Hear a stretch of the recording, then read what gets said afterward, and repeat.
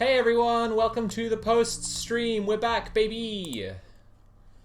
How's everybody doing? I might as well leave that lo-fi on. I feel like that's a nice chill time.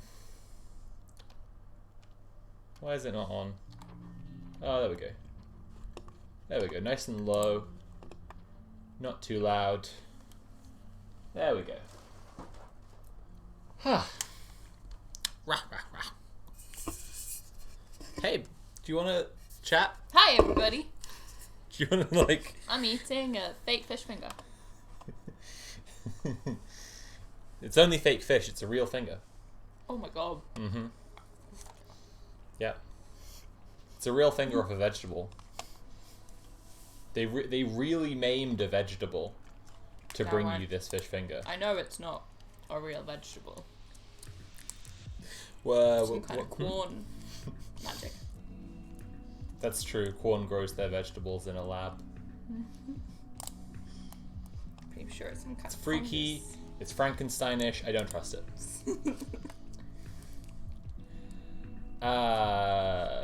Today we're doing the post stream. Last week we didn't do it because Natalie had not finished her next slide, please, presentation and needed more time. She still hasn't finished the presentation. It's been a week, so we're just streaming anyway.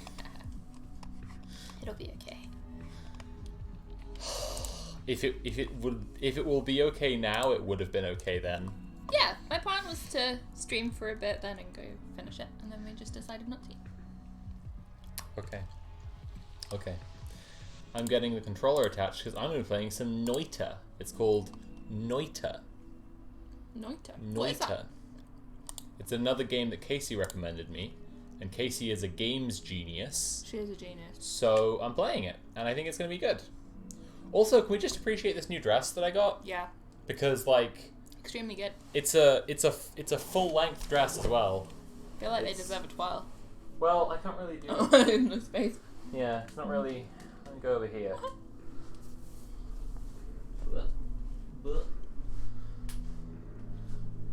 Ta-da! There we go. Living out my elven princess best life. Anyway. Thank you. Thanks for the sub. Thank you. Everybody remember, if you like the stream, if you like the post stream or any of the other streams we do on this channel, you can support the streaming by subscribing or cheering with bits. What was I going to do? There it is. Someone said dress go spinny, and I was just remembering when Mia was here and had the real like we told her that she she started the dress go spinny meme. She didn't realize that was her. That was fun. Yeah. Okay, here we go. And now I can turn the lo-fi off, and This is what happens when I'm flustered and I'm doing too much stuff. Because I'm doing all the stuff. It's okay, they can just watch. And Natalie has just sat here eat. the whole time. What? I got this and the dress that's going to be in my next video, Monster Man Episode 2, and two new tops. Actually, one of those tops is also in the video. All together. But one of those tops I wore and then immediately spilled chocolate ice cream down the front. Like an asshole. Very annoying.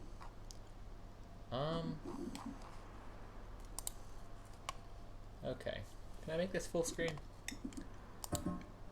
Because it's kind of small right now. I know you guys can't see it. Don't worry. I will sort this out in a second.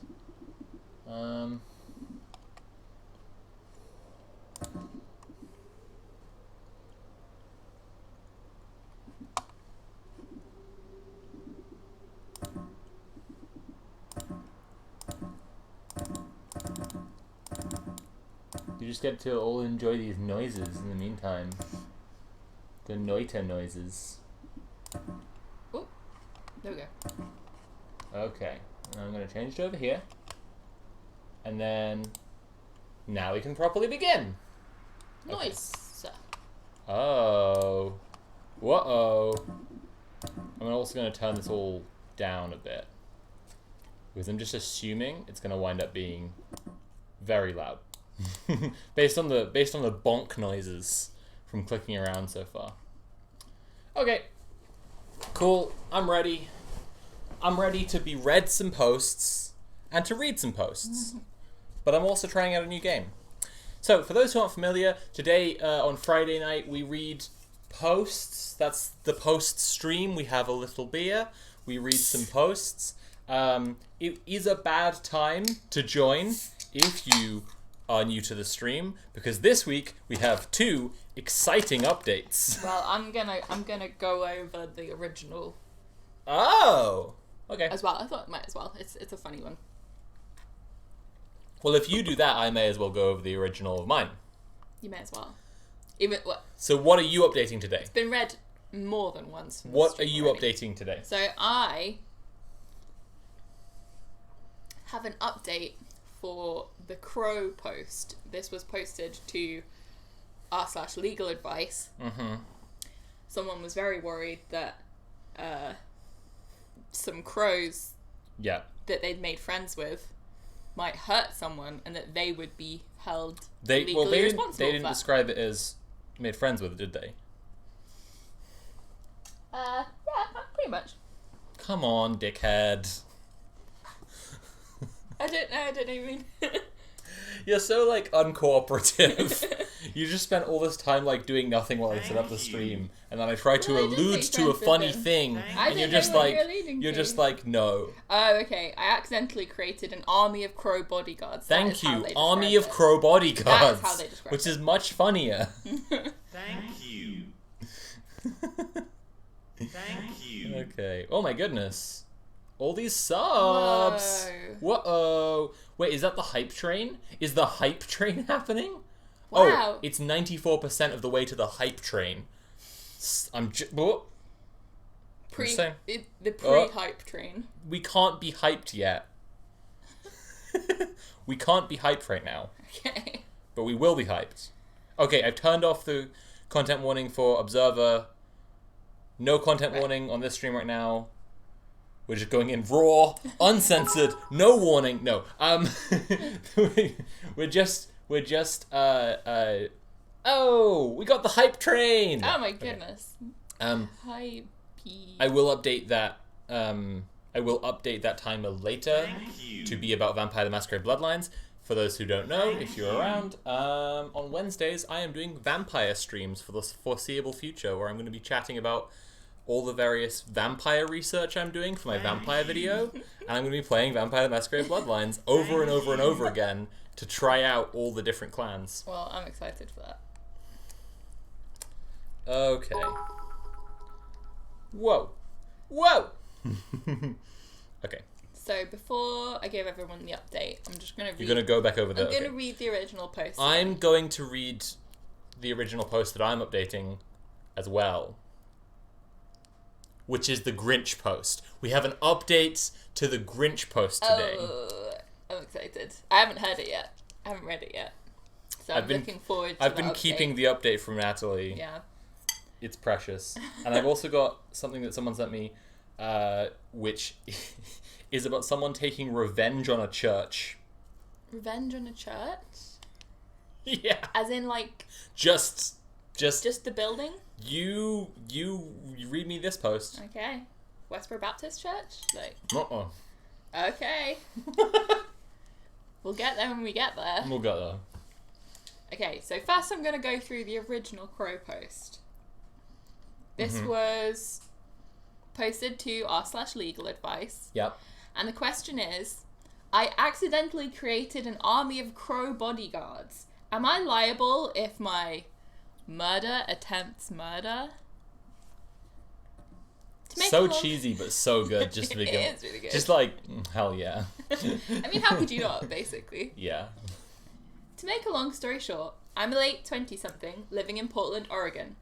I had a pretty intense emo/goth phase as a tween that I thought I had grown out of. A couple of months ago, I was watching a nature program on our local station about crows. Mm-hmm. The program mentioned that if you feed and befriend them, crows will bring you small gifts. My emo phase came back full force, and I figured that I was furloughed and had lots of time, so why not make some crow friends? My plan worked a little too well, and the resident 5 crows in my neighbourhood have turned into an army, 15 strong. At first, my neighbours didn't mind and enjoyed it. They're mostly elderly, and most were in a birdwatching club anyway. They thought the fact I had crows following me around wherever I go outside was funny. Lately, the crows have started defending me. My neighbour came over for her socially distanced chat, me on my porch, her in my yard, and the crows started dive bombing her. They would Can not I just point stop. out what a wonderfully quarantine story this Yeah. is? Like, what a wonderfully COVID pandemic story this is. COVID pandemic. That, like, you... Oh! That you, like, would only have the time and the freedom from other people to, like, spend your time training crows. Because of the pandemic. But now it threatens her ability to reconnect with people after the pandemic, so that's kind of a problem. Because they'll dive bomb them. Right. They would not stop until she left my yard. They didn't make physical contact with her, but they got very close. Am I liable if these crows injure someone since I fed them? I obviously can't control the crows. I would rather them not attack my neighbours, but since I technically created this nuisance, could I be financially on the hook for any injuries? To be clear, they're not aggressive 100% of the time. If just the neighbours are out, they are friendly, normal crows. They only get aggressive when someone gets close to me or my property. TLDR, I have turned into Moira Rose, Queen of the Crows. My inadvertent crow army has gotten aggressive Is Moira towards Rose others. somebody, or is that just, like, her actual name? Well, Google. although, hang on. Is this a reference? Two girls' names, and one of them being Rose is an incredibly emo phase, incredible emo name. I remember, like, girls in my high school changing their name. Moira Rose is apparently soaps. It's a Schitt's Yeah. Creek reference. Yeah. There we go. This is going badly for me. And then part 2, I did not train these birds to attack. Also, thank you for all your awards. Okay. So, update. Update to, am I liable if my murder attempts murder? Update, the crows saved a life. Her murder did not attempt murder, they saved a life. It would be even better if they stopped murder. Oh, yeah. Hell yeah. So, to make a long story short, I called our local Audubon Society. I'm going to Google that word right now.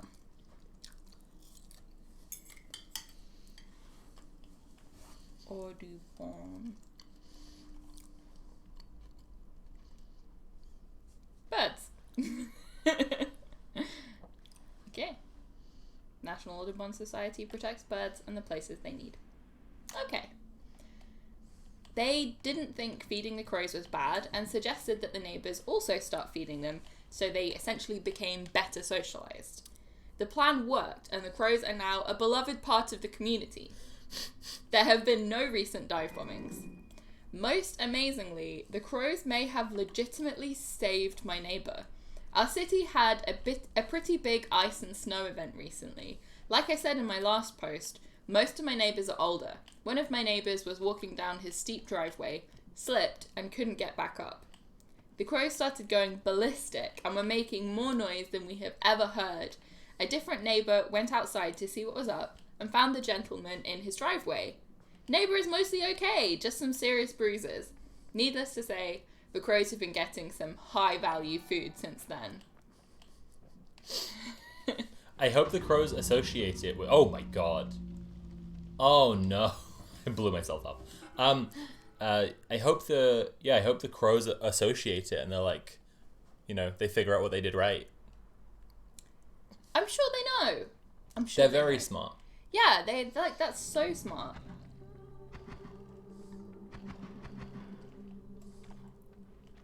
So it might have been in the replies to the first one.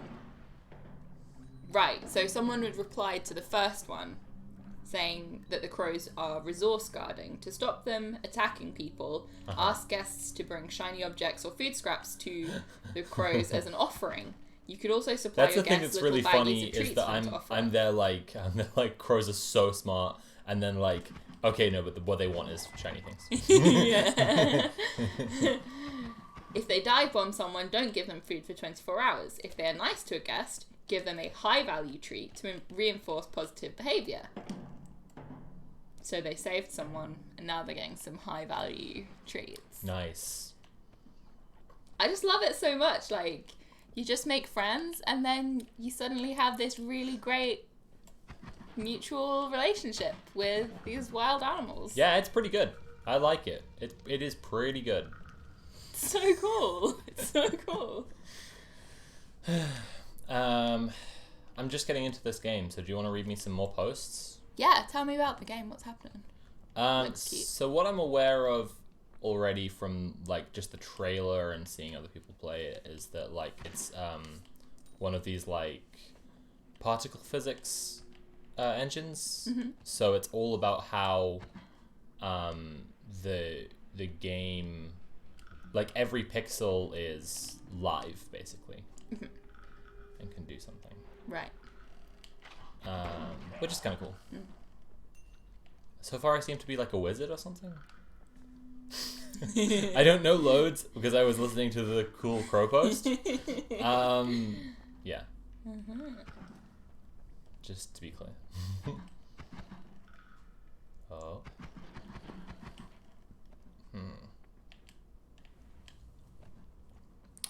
Isn't Noita by the same person who made Baba Is You? That's interesting. If that's Ooh, true, I then love I can Baba kind of Is see You. a design similarity, I guess. IMO.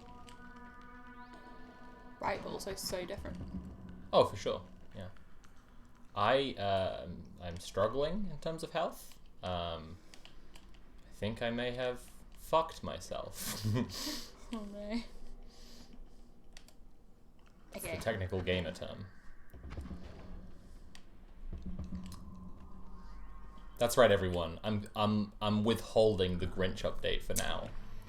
You're gonna make him sweat. I know what they're all here for, and I'm holding on to it for a little while. Oh, that's a lot of blood. Okay, I gotta eat some food. We should.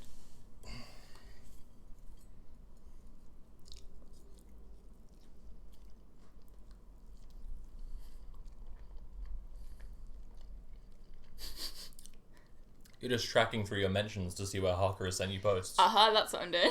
Okay, nice. If Harker is here. As always, thank you.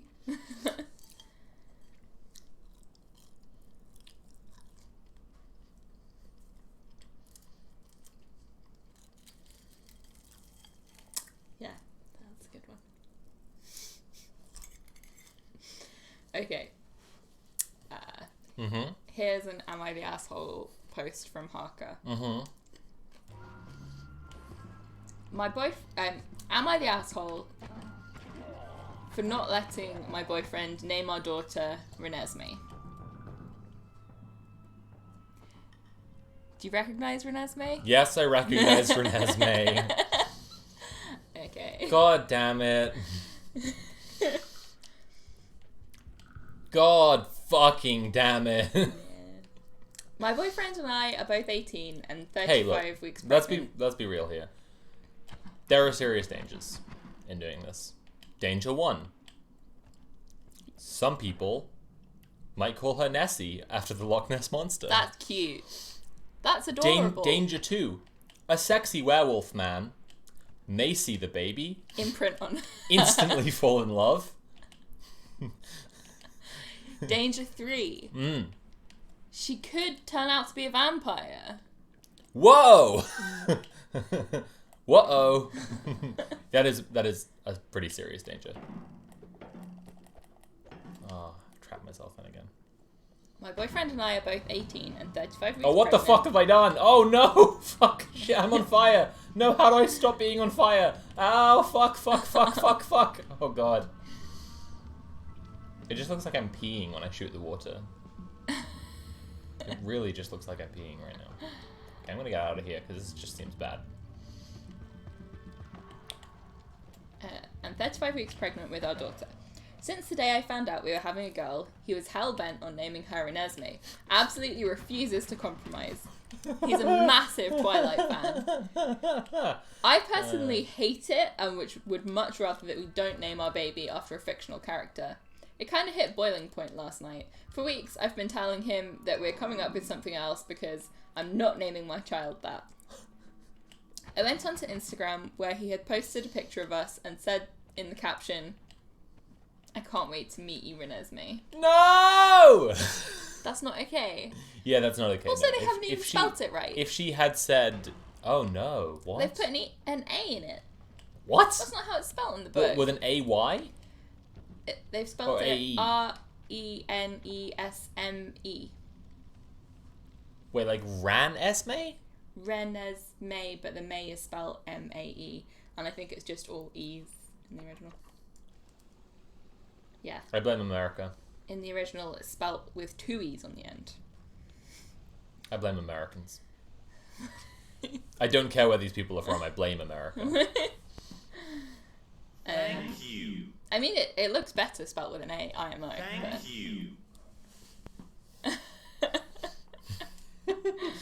Rather than 2 E's. Rather than 2 E's on the end. Yeah. And also, it looks like it sounds. Uglier. It That looks- baby won't get any werewolf boyfriends. It looks more like it sounds as well. I can't wait to meet you, Renesmee. I got Hey Casey, really... thanks for how you doing? Thanks for coming by. Thank you for the recommendation of this game. It's really fun so far. I don't really know much yet. I've booted it up more or less blind, but I'm having a lot of fun exploring. Jumping around.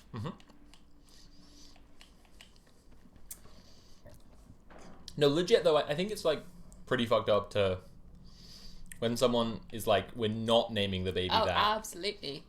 to come back and just like, To just, like, tell people that's what you're calling it? yeah, I don't think that's okay. No, I completely agree. Oh. I got really, really mad at this. I Yeah. told him to delete that or change the caption Shit, because I'm fuck, not fuck, naming shit, our fuck. daughter that. Okay.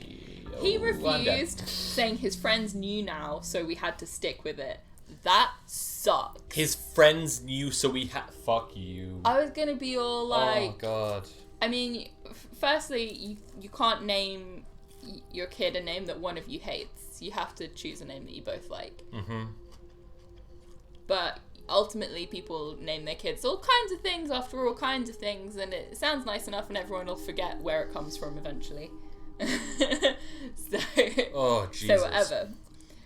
But that's, you can't just go, oh, I told everyone we're calling the kid Boris, even though you said you hate the name Boris a million times. But now I've told everyone, so we have to. No. I can't believe you're bringing up that I want to name our baby Boris right now. I can't believe that you're. I can't believe you're shaming me publicly because I want to call our baby Boris. After Finn's dog Boris. I can't let this post go by without mentioning the couple who had a kid in high school. I'm not mentioning that to shame anyone. Live your life, chase your bliss, queens and queens and kings. But it is relevant that they were 18 years old. They were like 17 and 18 at the time, because at first he was going to have nothing to do with it, what with being a child, and then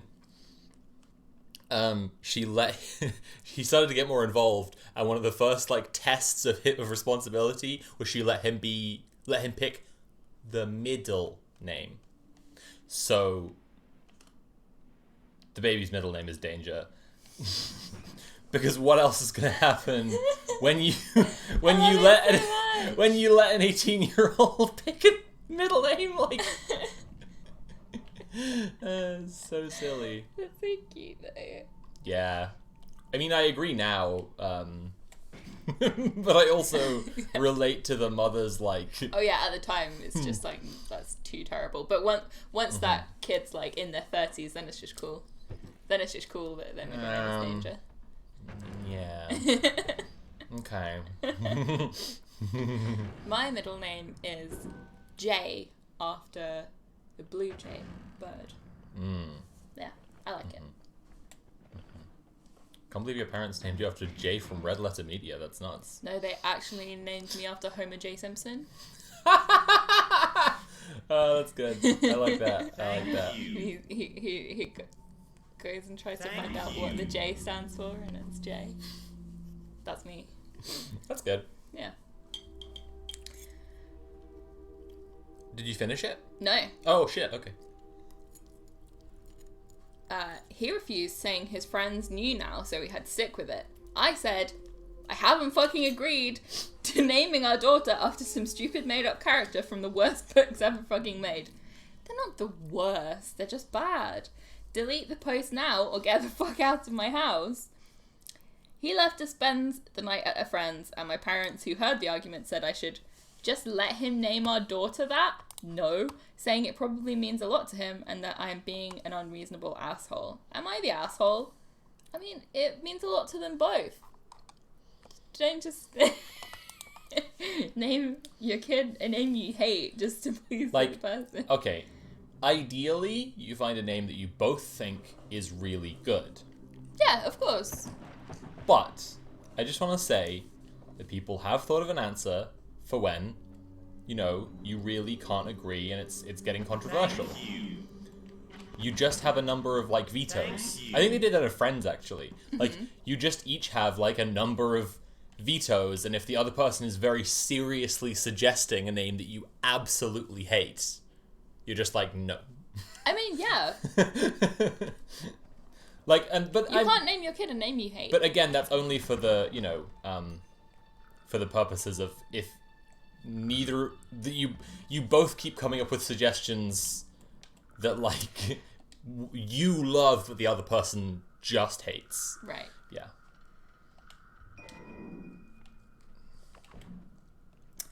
Edit. Is this a flamethrower? Feel the need to add, I have a stutter and can't even say Renesmee out loud. I would much rather name my child something I could say. Extremely legitimate. Well, that's awful. Yeah. Yeah, okay. No, I mean, it was already pretty straightforward, but honestly, like, Jesus Christ. Hey, Harko, we're actually reading one that you sent to Natalie just now. Thank you very much, Harko. Although you did miss an update to the Crow post. Yeah, update to the Crow post. But you haven't missed the update to the Grinch post, so. The update to the Crow post was... What do you mean can't say? Like, phonetically? She has a stutter. Like, it's just, like hard. Yeah, I mean... hard to say, like... It's 3 syllables... S, like, zm sounds probably a bit hard. Like, yeah. There are lots of sounds in that name that are hard for people with stutters, yeah. Yeah. Oh, Emily's here. I didn't even notice Emily was here. Hey, Emily, it's good to have you here. That was all. I was just saying hello. Yeah. Thank you. Thank you. Shit. Oh, shit.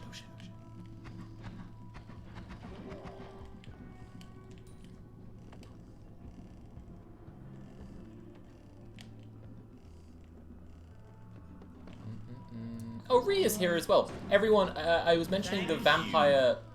Oh my god, Jim's gifting so many subs. Thank you so much, Jim. I was mentioning the vampire posts earlier, but I didn't mention that another piece of vampire research I'm going to be doing is that I'm going to be playing Vampire the Masquerade, the tabletop RPG, because I'm both researching for my Monster Man episode about vampires, and I'm researching for... You can kick the barrels over. I think it's... Oh, shit. It's click on my stick. I have to click on left stick. But thank you for telling me that. That's... Okay, cool. Thank you. But it's also research for my series with Jess, the first episode of which is going to come out soon. It's called Rolling with Rainbows. I'm so excited. Yeah, it's going to be really good. Where we talk about inclusive tabletop RPG playing. The first episode's about how DMs can include queer NPCs. The second episode is called Fight the System, and it's about how to alter the system where you feel like what they've given you is not appropriate. Yeah. But for that series, because it's about TTRPGs, I'm going to be doing this podcast series where I play different tabletop systems. So each time it's going to be like a limited series where I play just one campaign with a set of guests, and that changes the system and the guests every time. And the first one is Vampire the Masquerade. There we go. Now I've said it. There you go. Oh, Mel's here. Oh shit, Mel's going to be in there as well. Hey. Mel's in the in the vampire game as well. So Mel and Andrew Arkrat, who does theatrical streams, and Ree and Finn. Finn, who did the icon for this channel, which is down there. Look down there. It's down there. I'm so looking forward to hearing Andrew play a vampire. Yeah, Andrew's got a gonna be really fun. Andrew's got a really cool thing that I'm not sure. I think he kept on having to dip out of the chat the other day when I was trying to, when I was trying to say it, but he came up with a really cool thing that the Toreador clan, that his part of the Toreador clan to like run a theater, and I've built the kind of the lore for the Toreador clan in the setting that I'm planning around that, and I'm actually going to start up the podcast, I was telling you this earlier, with like one of them pitching a play to like the others, but it's like a really bad play and he's pitching them like a play about vampires, so I'll get to start the podcast by just doing like a vampire monologue, and then it like comes out of the fiction, so it's like yeah. Anyway, I won't spoil the whole thing. I'm excited about that, and I think it's gonna be fun. Were you gonna read me another post? Mm-hmm. Oh shit! Another I've post. gotten overexcited and I blame the beer. Another post volunteered by Harker. Thank you very much. Shockingly. Absolute champion of the stream. Am I the asshole for telling my roommate's girlfriend that she's not woke if she's wrong? Husband. Hang on.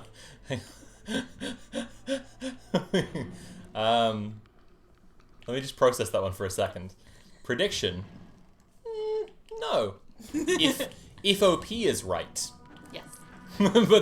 but now there are high stakes. Right. Husband, 28M, and I, 25F, are ethnically Chinese from a Southeast Asian country living overseas. Okay. We rent a house with significant other's college friend who moved Hang on a second. Ethnically Chinese from a Southeast Asian country living overseas. Do they say where they're living?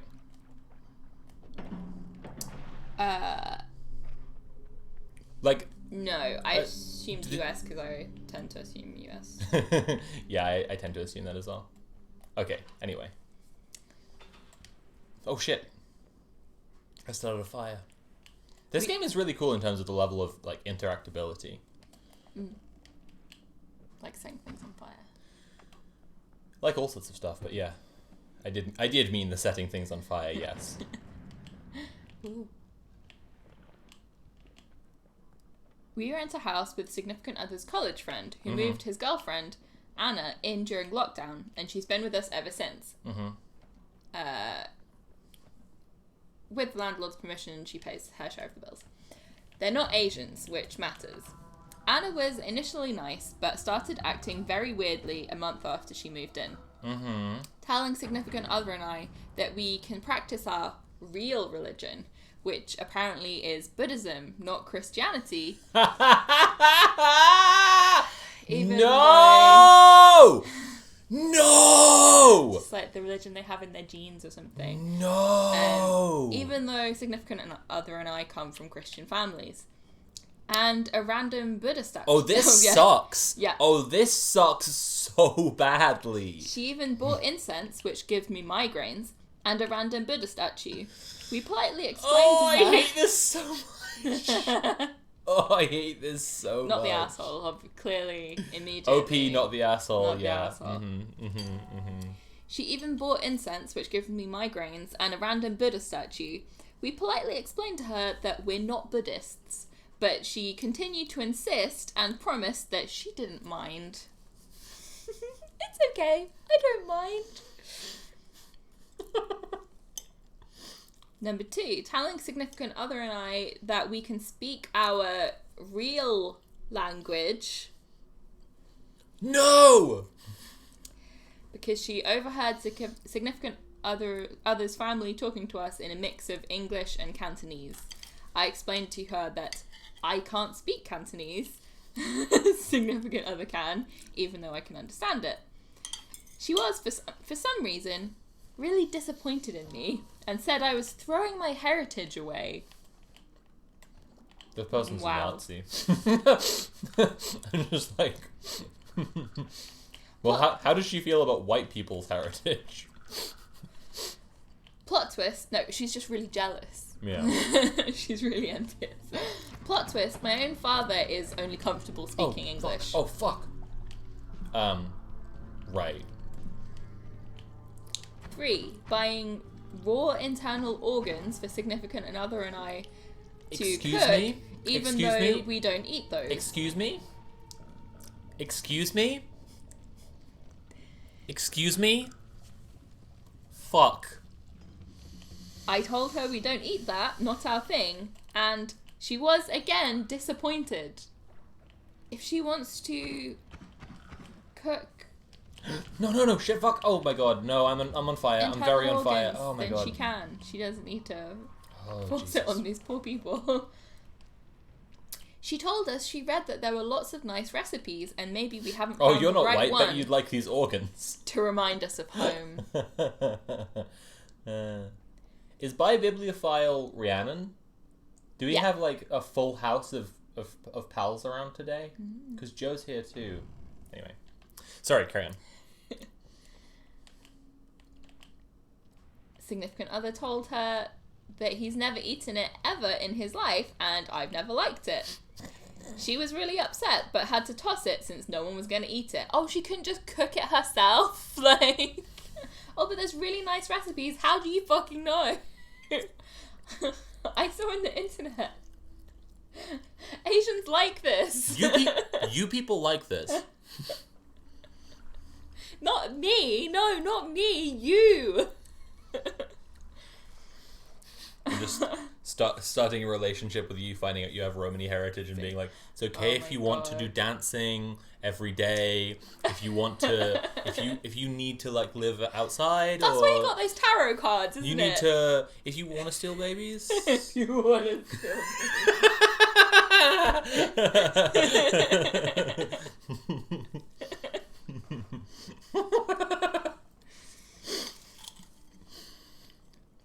Chinese New Year was when things got really, really weird. Really, really racist, to be clear. Yeah. She started ordering decorations. I wouldn't mind, but she had ordered hell notes, the ones burned for deceased ancestors. Jesus.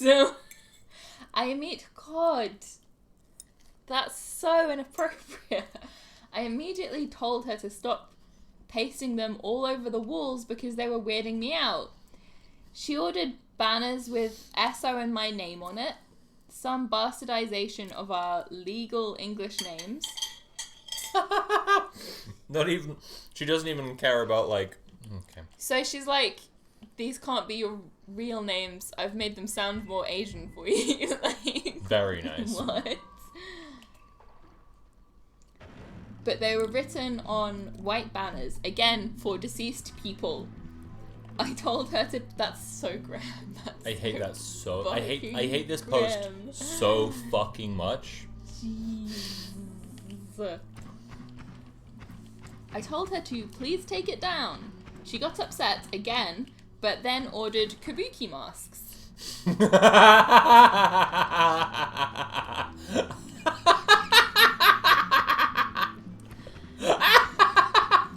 Carry on. I told her that those masks were not Chinese, and she just snapped. She started yelling at me that I should be helping her and not critiquing what she was doing.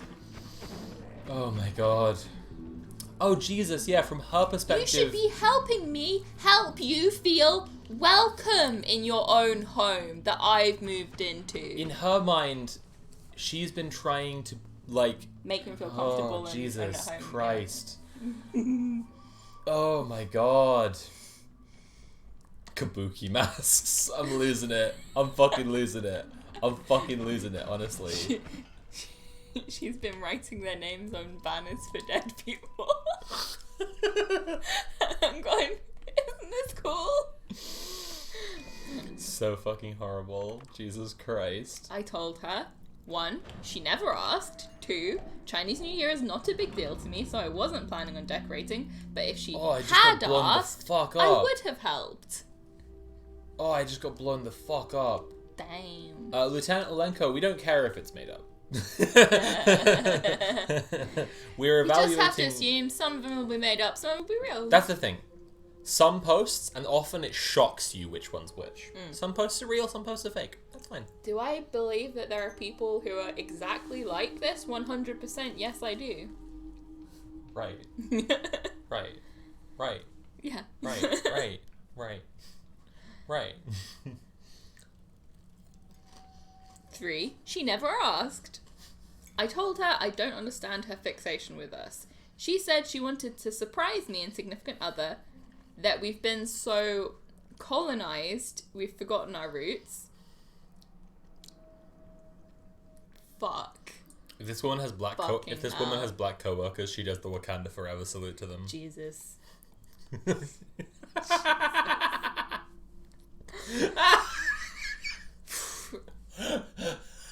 And that we should be embracing our culture. I told her it was a nice gesture. That's very generous. But she needs to stop forcing stereotypes down our throats. She should have just asked, and she's not being woke when she's getting everything wrong. Right. She burst into tears and brought in her BF. He understood where I was coming from, but thought I could have been nicer. SO stands by me, and now things have been tense, but I've been tolerating this for a while now, and it was getting on my nerves. Truly tragic. Sounds like they were very patient and generous. So much. Jesus Christ. I'm just kind of enjoying making fire everywhere right now. Who doesn't? It's just quite cool, like, making fire, like, I love Oh, that's acid. I Oh, love boiling acid! Does everyone remember? Does anyone else? Okay, never mind.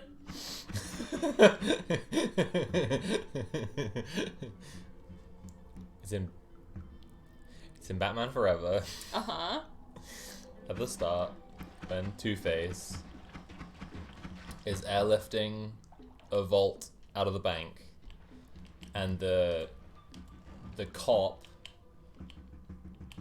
the bank cop, gets stuck in the vault with Batman, and they start filling the vault with boiling acid. He's like, boiling acid! It's good. It's just a good... I just like when things embrace... Like, when superhero stuff embraces being comic booky and silly. And it's one of the best comic booky silly lines in a comic book movie. Like, it's very Adam West.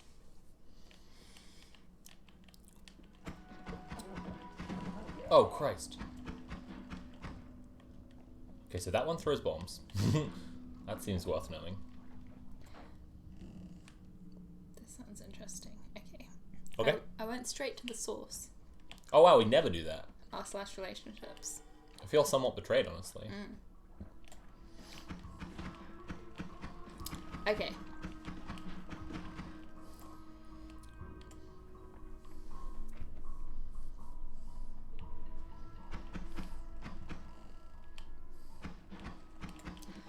I, 33M, sometimes think my girlfriend, 27F, is ugly, and I want to stop scrutinizing her appearance. Interesting premise. Quite sad. Yes. Okay.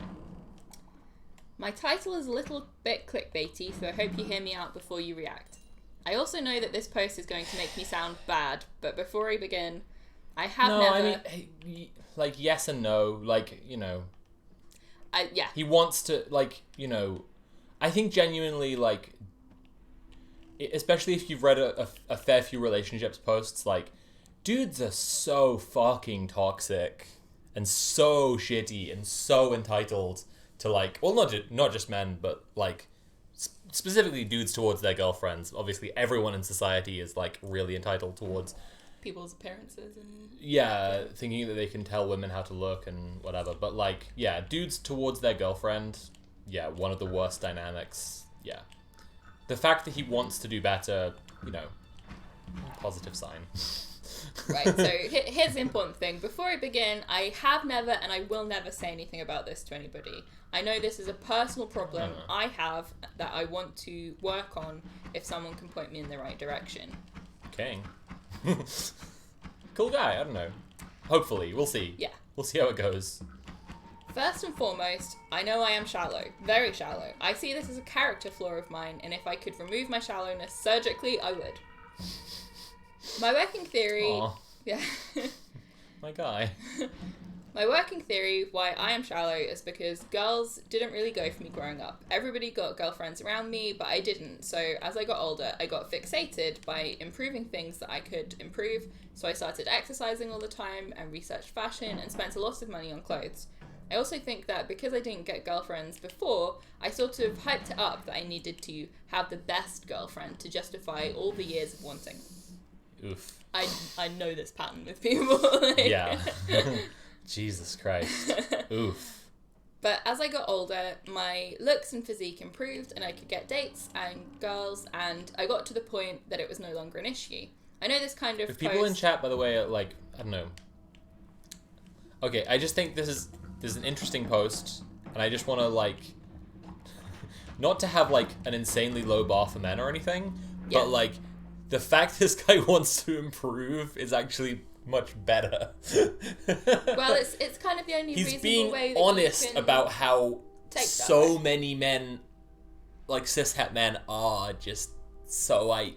He's literally just like, this is my problem, and it's something that I want to change. Like, it's Yeah, not- yeah. Anyway, sorry. I look fucking great in this dress. Yeah, This is hell just yeah. going so well for me. Like, wow. That's all. Okay. I know this kind of post makes me sound like an asshole, but again, realize that this is all internal, so whatever my potential dates experience is completely detached from this part of me that I'm showing to you. I've tried to date a lot of girls based purely on appearance, and it never worked out. As I was doing it, it never felt worth it. I started to see that you need to have more in common than just physical attractiveness. Well, yeah, no. Then I found the girl that I'm now in a relationship with. We've been together 1.5 years, and the relationship is effortless. We have lots in common. She's super into me and expresses so daily. She says I'm the love of her life. We've never really had a fight. She is open-minded Oh. and wants to try new things, something that I really like. You should have fights. Interesting. Some people just don't.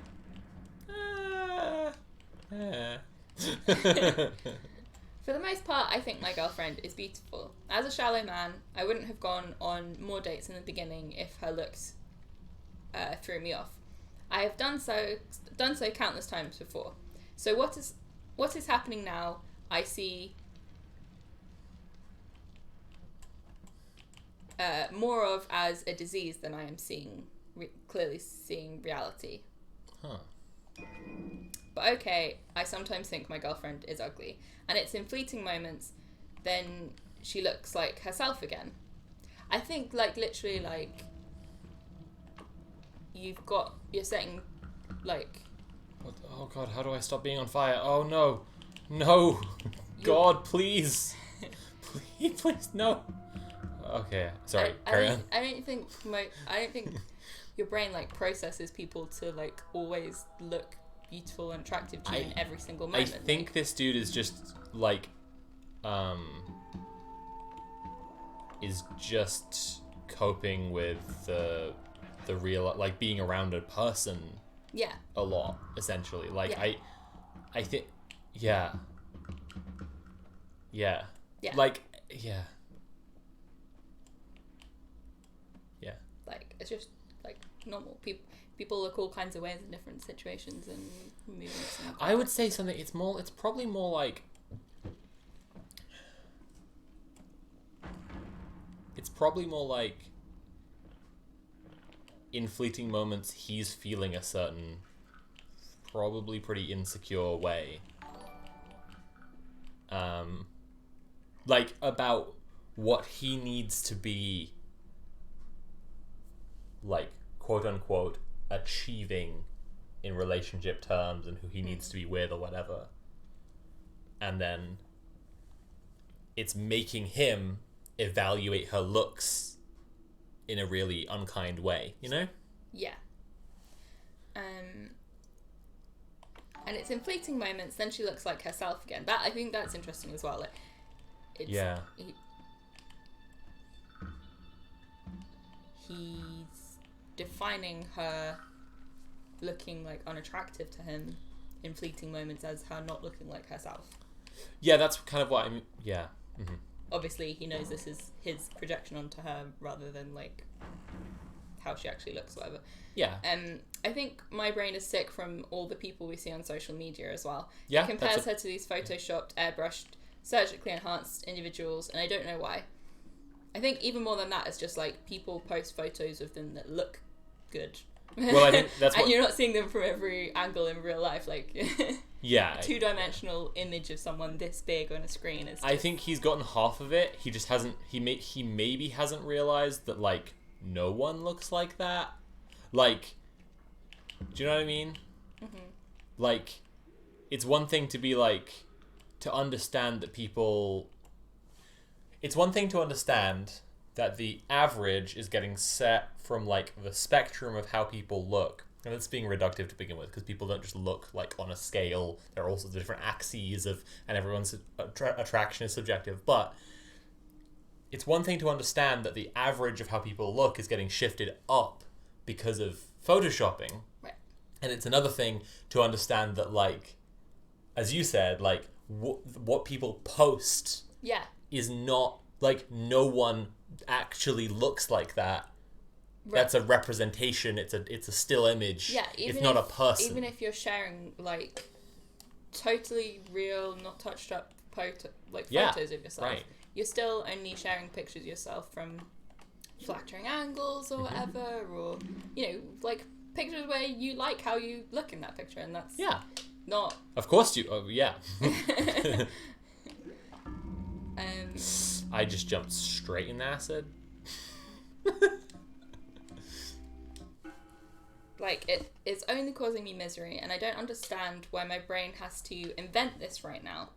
And invent is in air quotes. Mm-hmm. When I haven't felt like this until now. Yeah. I wonder if that's just as well, like, reaching a stage of their relationship where they... Looks are a weird thing, and I think that, like... Okay, so for example, this camera. Like, I say about this all the time. I really hate this camera. This camera does something really annoying about, like, hues and colors that, like, when I look in the mirror versus what I see on this camera, wildly different, and I hate what this camera does. Especially for, like, highlighting stubble is, like, the biggest thing. I really hate it. And so, like, I can be liking how I look all day, and then we'll have a stream, and where I wasn't gonna bother shaving or putting makeup on, I will do it because this camera specifically, like, I mean, that's cameras, but also just like, it's the same thing. It's just like about making like a representation of something versus like how someone looks in 3D as a real person. Yeah. This is like why people, this is a big part of why people like warn against like people being too into porn and it having effect on like people's sexual performance, because like the difference between something that's just a representation versus a real life flesh and blood 3D person is so worlds apart. It can be difficult to actually align those like feelings or whatever. I think he says, I don't understand why my brain has to invent this right now when I haven't felt like this until now. And I think that's probably a symptom of just like they're comfortable in the relationship. And that's part of what I'm saying. Some of that like early kind of like, you know, like pretty like chemical response to Yeah. a new partner, right? Right, Is- absolutely. So his body probably, you know, he's not investing as much in every Well- moment in thinking, wow, this is the most beautiful person. I love him so much. Like, Yeah, but I think that you said earlier And that's something not a problem. interesting. You said earlier something interesting, which was that he said, like, she goes back to looking like herself, i.e. looking attractive. And I think it's like, it must just be like, we can assume that he just isn't thinking about how she looks a lot of the time, actually. Because who has the brain space, realistically? And that's why I was saying that it seems to me like a mood strikes him right. and he suddenly feels this kind of insecurity about like how his partner, like, oh, how does my partner look? I need to evaluate how my partner looks. And the thing about that kind of mood is it's inherently unkind and insecure. So of course that's going to be the moment in which he thinks that she looks ugly, doesn't look like herself or whatever. And there's another thing as well, right? She doesn't look like herself then because he's evaluating what she looks like as an aesthetic, like as an image. So it's divorced from Right. her personality entirely. Yeah, And which then just- in the next moment he doesn't feel that way anymore. And he's like, "Oh no, you're you," you know. Yeah. Yeah. Yeah. Yeah. I know my post is vague, so I'll try to make a concrete question. Like, I know this is the girl I want to stay with. I haven't had enough experience with others to know that it's someone like her I need in my life, and not some Instagram girl, because they don't exist, because those are photographs. Yep. But I just wish my Have brain... you heard the song Pictures of Lily? No? So it's a song by The Who, and basically it's about a guy who's really depressed. So his dad, weird solution to come up with, but you know, it's for the purposes of the fiction of the song. His dad gives him these pictures of a woman called Lily, and he loves them. He likes just seeing them. He likes fantasizing about like being in a relationship with her, and then he finds out that the pictures are really, really old, and she died in 1929. And he's distraught, and it's just like, but it's really good because it's just like that's always like seeing an image and fantasizing about that Completely person. imaginative. Like, she might as well have never existed. She might as well have just been a drawing. Yeah. He may as well have just been in love with Galadriel, like. Who isn't? Yeah, and to be fair, like.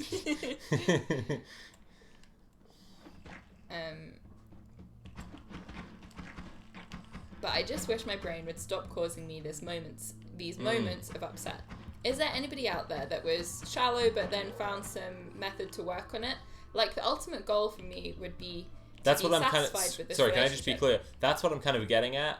Is that yes, that me, like I felt that way, and for me, what helped was what made me, you know, get over it, was the realization that no one looks like that. Like, that's not real. Yeah. I think, like, And I just mean like as a teenager or whatever, like. yeah. But It sounds like he kind of knows that, but he's just bothered by the feelings that are coming up. And I would say, like, because they do sound like they're just like fleeting thoughts and moments that are upsetting him, it's just sort of knowing that that's kind of okay, and that like it doesn't say anything bad about him or their relationship really. I Like, think I feel like that's fairly but normal. The but reason that I'm saying what I'm saying, right, that he's probably having like a moment of insecurity, right? That's like, as I said, it's like a feeling where he feels like he needs to have this attractive partner, have this, as he puts it, like, you know, Instagram girlfriend. Like, he needs to tackle that feeling that this feeling that like he won't have like as much worth or value if he doesn't have like an attractive girlfriend, because that's nonsense, you know. And like, I'm tying it back to insecurity because I just really think that's what it is, like. And if he wants to stop feeling that feeling, he should think about what gives him, like, what makes him happy and what gives him worth. Yeah. In that way. Yeah. I made big fire.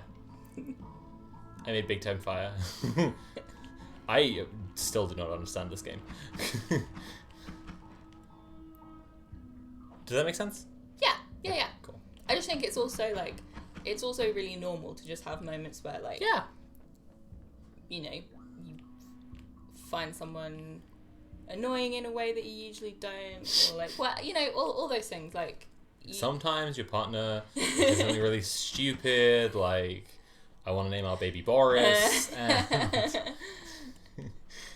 and like, those are usually quite like, you know, kind of depersonalized moments as well, right? Where you're very in your head, you're not like very like feeling that connection with that person, and it can just be like super fleeting. And but I'm and trying if to it say is a that fleeting he thing, has then all it's the not. these moments are upsetting him. Yeah.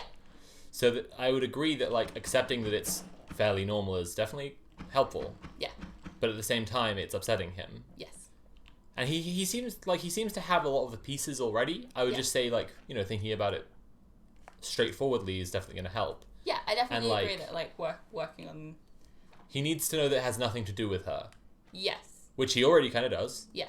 And that it's to do with him and his own feelings of needing to have this girlfriend because that would make him in some way better. Yeah. Yeah.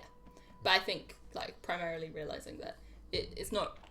I think because of his like past history with relationships. But that's what he he's said, afraid right? That this He said means that something bad about him. Yeah, but that's what he said. And He it said that doesn't he was really. like jealous of other people having girlfriends. Yeah. And that he really, really wanted to have a girlfriend so badly. And that he would only date people that he thought were like super crazy hot, So but he- wasn't necessarily interested in. So he thinks that, you know, having a super crazy hot girlfriend, you know, he's built up this idea in his head that it gives him some kind of worth. yeah, That's my point. yeah. But I think simultaneously Mm-hmm. that means he's built a fear of himself that those feelings will overtake him and reduce reduce his happiness. Mm-hmm. And like it seems from what he's saying that won't happen because he's found someone that he really cares about. These are upsetting moments, but and like they're just occasional and fleeting, and they don't really affect his relationship. So I just think sort of kind of accepting those as relatively normal Fuck! feelings that don't say anything I particularly bad exploded about him. myself again. Yeah, I'm with you. And that don't threaten his relationship. I'm with you. Yeah. Do you want to play the game? Okay, but I have posts that I don't- have to read to you. I don't know how to play the game. Folks, I need you to appreciate before you, like, think that I'm, like, being super mean to Nat. I will play the game. That I, like, set up the whole stream and cooked the dinner I will play and the served the game. dinner, brought the beers over, did this whole thing. And I just need for her to, like, I just need you to play the game Yeah. for a little bit. I'll play the game. I haven't finished the post yet. Okay. Is there anybody out there that was shallow but then found some method to work on it? Like, the ultimate goal for me would be to be satisfied with this relationship. If I could press a button that guaranteed this relationship worked for life, I'd press it without hesitation. Right. And then there was an update that said, Okay. want to say thank you to those who replied. I created the post sort of hoping for replies that I was the issue and not that if this happens to you, then you are not attracted enough, so break up. Fucking hell. Reddit. Reddit. Yeah. I think the explanation that I am obsessed with my own appearance and that I project my insecurities on my girlfriend rings very true to me. I know you shouldn't Google doctor yourself, but I can admit that I fit the description on many criteria for being a narcissist. That's interesting. Oh. As does the archetypal Redditor. Hence the replies that this guy got. I got one super Absolutely good... fucking disgusting. Yeah. Yeah, that sounds like incredibly unhelpful. Like, what the fuck? I hate Reddit so fucking He's much. literally like... I'm like, here's tip number 1. Yeah. Spend less time on Reddit. Yeah, Spend yeah. less fucking time on Reddit. He's literally like... It's not even Instagram that's the problem. It's I love this person. Our relationship is good. These moments upset me. I don't like this about myself and want to change it, and people are like, oh, you should break up. I know, fucking hell. I got one super good reply that I started implementing. This is it for those who want to know. After doing that, these flashes of ugliness have gone away. Okay. TLDR, it's not you, it's me. Yeah. And this was a reply. Mm-hmm. Okay, so I have sort of a bit of experience coming from the same place as you, and I kind of understand what you're going through. I even had to ask my friends if they thought the person I was dating was ugly or if it was just me, and it really was just me being a piece of shit.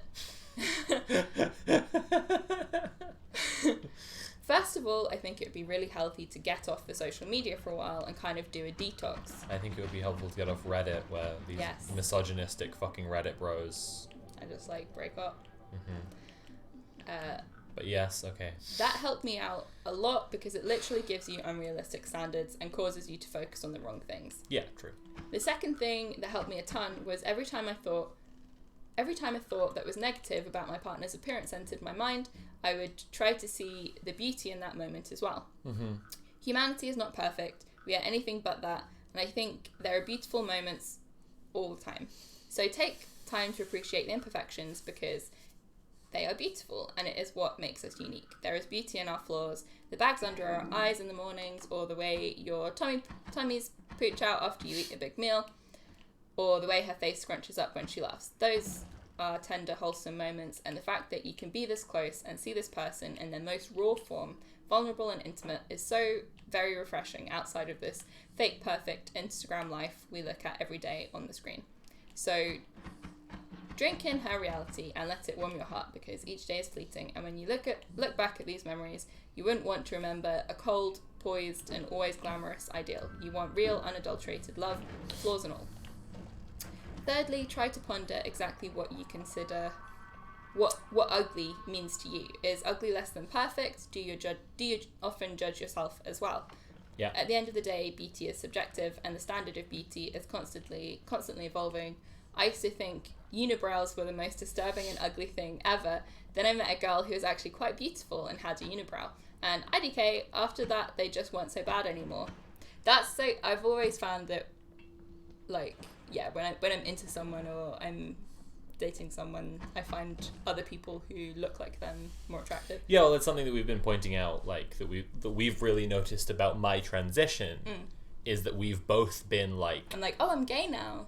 Right, it's been really noticeably, no shade to, NBs who present on the side of their assigned gender, it just truthfully is, a huge thing you notice, yeah, it's just legit so much, I was an NB before, I'm an NB now, but,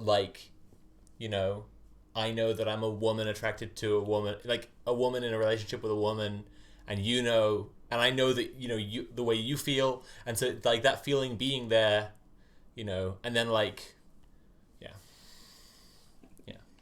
It's just a big deal. Yeah. It's just cool. It's really cool. It's just cool.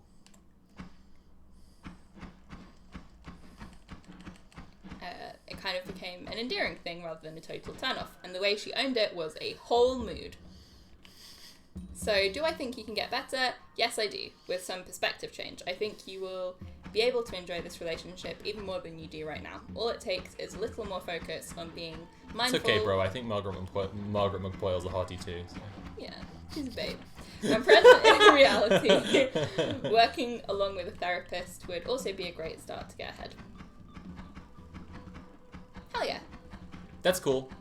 I think, again, it was kind of skirting around the edges of the thing that I was saying, and I just kind of think that what I was saying should kind of be said explicitly, because I think that there just genuinely is, this huge culture of,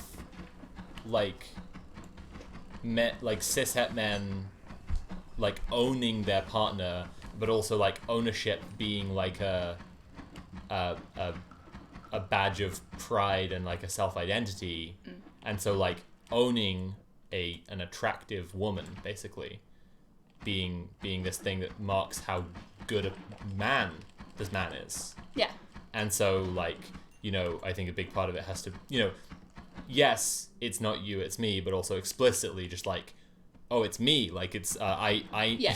what I feel bad about myself, and that's why I'm like looking at my, I'm looking at this woman, and I'm like worrying that, yeah. I feel like it's also just a fairly common thing in like early relationships, because, or like when you're in a relationship that's like closer with someone than you've been before, because you just aren't used to that level of intimacy with anybody before, so you don't know what it's supposed to feel like. Yeah, for sure. I think another thing is that there's this thing that Natalie's sibling Rach said when they were in a relationship for the first time, that falling in love with someone is falling in love with yourself. Yeah. And I think that features hugely in what I'm trying to say, like, Yeah. that, like, this guy has a perspective on himself for the first time because, like, he's around someone all the time suddenly. Right. And so he has to scrutinize himself. And that's what I mean about, like, he has a sudden mood that makes him go, like, thinks that she's ugly. It's like, that's a mood that she wasn't around for before. Right, exactly. 'Cause So then you yeah. get that moment where ordinarily you wouldn't feel like that it is really reflective of you and your personality, because Yeah. it's not something that anyone's around for. The thought comes and goes and it doesn't hurt anyone, but then when you're with someone and you almost feel like they're inside your mind, you're afraid that could Well, you just know be they're hurtful to seeing somebody. you. And Yeah. the effect of being observed is, the ordeal of being known. Yeah, exactly. You want to read Grinch Yeah. Post? Yeah, for sure. Like, you take the controller, this one makes you fly, and that one makes you shoot, and then you change between those controls up the top there. This one has a little bomb on it, but there's only 3. You can see this little indicator, so don't use them up too quickly. And yeah, that's it, Cool. basically. Yeah, I'll read Grinch Post. I'll do it. Hell yeah. I'll do it. Give I'll me do the it. Grinch. I'll do it. For sure, I'll do it. I just think there's something. Yeah. I'm getting it up, but I just wanted to say as well, I think there's something interesting, like, in what I was saying. We're not reading. Well, I'm going to read the Grinch Post first, but this is actually, there's an update to the Grinch Post. That's what's coming up. I think that's something interesting where, like, it's harder to acknowledge online where there's, like, very social justice-y spaces. So this is entirely going back to the tangent that we just took about being lesbians. But there's something in social justice-y spaces that's really hard to acknowledge because, like, to some degree, people talk about, like, the most unconsidered minorities and marginalized people as if they are the most oppressed. Right. So the people who aren't getting thought about, their struggles must be the hardest. Which there's a general trend and a general logic to, but also, like, as a non-binary person who's medically transitioning, like, there are just different struggles of different sizes involved in being trans and being different kinds of trans, and it's become so incredibly clear to me, moving from someone who was non-binary and not medically transitioning to medically transitioning, that I'm like, oh fuck, these are just huge things that matter, like, an enormous amount. Like, yeah, I don't know. I kind of, it's kind of a self-cringy feeling to some degree where I think back about, like, I don't think that I really did this, but, like, just feeling like as a masculine presenting NB, I was kind of being in some spaces and being a little bit like, here we are, here's us the trans people, and like, okay. I don't know. Yeah. Well, It's just so like, interesting it's an because, umbrella like, term, so it's like oh yeah, of course it is, of course. massively different experience. I'm just trying to say that I've really realized how much my, like, yeah, like, truly there are different challenges, and, like, yeah, the access to medical transition is like a genuinely fucking huge challenge. And then like on top of that, like things like the language of transmisogyny exempt versus transmisogyny affected people, I think is something really important that I wish more people knew about, because like of the difference between... Sorry about this tangent. These are all just thoughts that have been floating around that I haven't really had a venue to say about. Oh, you just went right in the lava.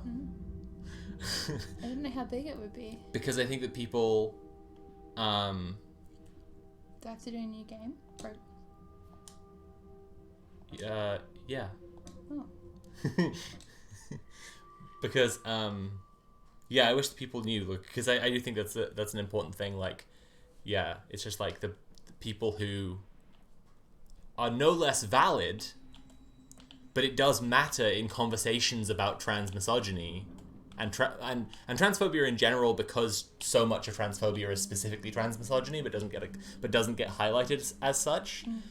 Like a lot of the time, just like people who aren't medically transitioning, or they don't go outside and face any kind of risk from cis society at large, because they're not someone who is going to be like seen and despised and attacked and harassed as a man in a dress or whatever. Like, yeah. I don't know. These are all just thoughts that have been floating around, but I want to find a venue to talk about this stuff more structuredly, because I think it's really interesting. And like the thing about realizing the new you're an acid right now. The thing about realizing the new queerness of our relationship that like wasn't there before. Not nearly as much. Like, we're two bisexual people, so it was there, but like, you know, just not nearly as much. Realizing that now, it's just like really, you know, and there's other things that are like that I just wish I had a venue to talk about. That's all. That's all I'm trying to say. As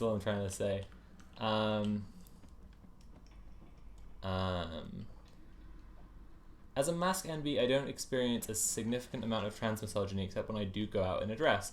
But when that happens, it's fucking terrifying. Right, well, it's like... But that's like...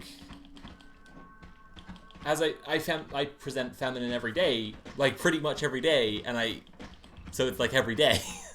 And it's not like less terrifying. So it's like, you know, that's the kind of thing that I mean, Parker, like that I, you know, worry. I think they're just agreeing. Like... No, I'm not. I'm not debating Harker right now. Yeah. I'm trying to say that I worry that like when I was masculine presenting, that I was in those spaces being like taking up space in that way, and people like don't. Another thing is like people don't think about how much they're like talking, which I'm saying now, having just gone on and on because I've had half a beer. But like, yeah, I don't know. It's super interesting stuff.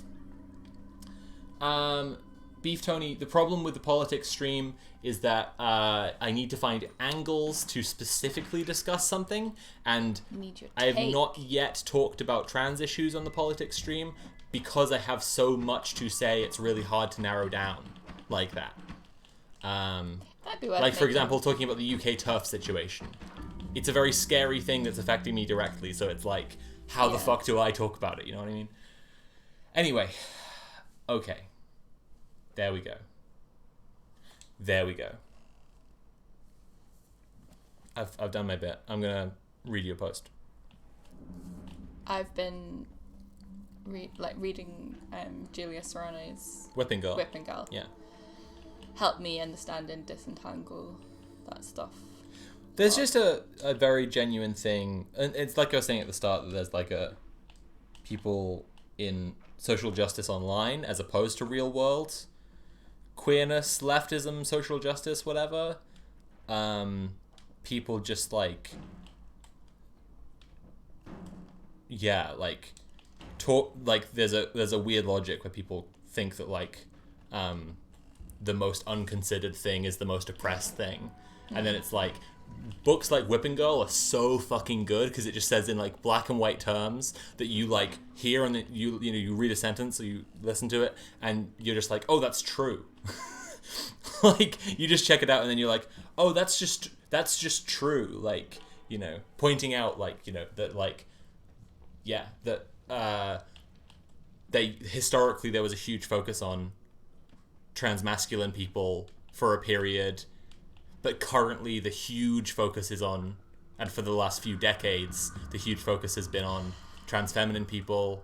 And you're just like, oh, that's just true. That just is genuinely a thing. The massive, like, movements created around the fear of, like, feminine boys. Right. Whether they were actually, like, trans. Right. Well, it was whether or around... not. It's like, historically, it was around the time when women wearing trousers was a very challenging thing. Like... Yeah, but, like, in, like, the 70s and stuff. Like actual, like, organizations. Sorry, that's another... and, that's like, a separate period of the same thing. But the same thing happened even earlier. With, like, just as simple as, like, women wearing trousers. But then, like, yeah, when it was women entering the workplace, like, a huge swing towards, like, fear around transmasculine that's really interesting. I didn't realize. people happened. And then, you know, a kind of similar thing now. There's this constant focus on masculinity in our culture right now, to do with, like, soy boys and cucks and all of this stuff. And then at the same time, right, what's the worst case scenario for that? Is that your son might turn into a woman. Yeah. Right? So it's like, then, right? It just, yeah. You can kick that. Oh, sorry, I forgot to tell you. You can kick by clicking left stick, and that's a boulder up there, so you could actually kick that, like, down that hill. Interesting stuff like that. Okay. I will now read the original Grinch post. I won't read you the update yet. I'm just going to get everybody caught up by quickly reading, how do I get my boyfriend to dress up like the Grinch and fuck me? Okay. Okay. It's how do I, 24F. Joe says, wait, there's an update? God, Yes. Joe. Oh, yes, Joe. Get with the schedule. I have a Grinch fetish. My boyfriend knows about this, and for the most part, accepts it. He isn't crazy about it, and he doesn't really get it, but he at least tries, which is all I ask. He'll sometimes read the book to me to set the mood, or if he's feeling really kinky, tell me, you're a mean one, in the heat of the moment. He's even begrudgingly come around to at least playing one of the 3 versions of the film every time we do the deed, although we tend to stay away from the live-action one because it's too much for me. The thing is, I don't want to hear about the Grinch.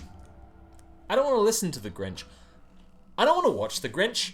I want to be fucked by the Grinch. And for the record, this is common among women. The Grinch's bulging sack of toys to me, and many others, is what a Mack truck is to Cardi B. The fact that he's good with dogs and experienced trauma at a young age makes me want that long fuzzy dick even more. What is a Mack truck? My boyfriend in wet ass pussy. Uh-huh. I can't remember the exact lyric, but she says, "Park that big Mack truck in this garage." Okay. Right. I can't remember the exact line. I'm making it sound cringe. Macaroni in the pot. That's right.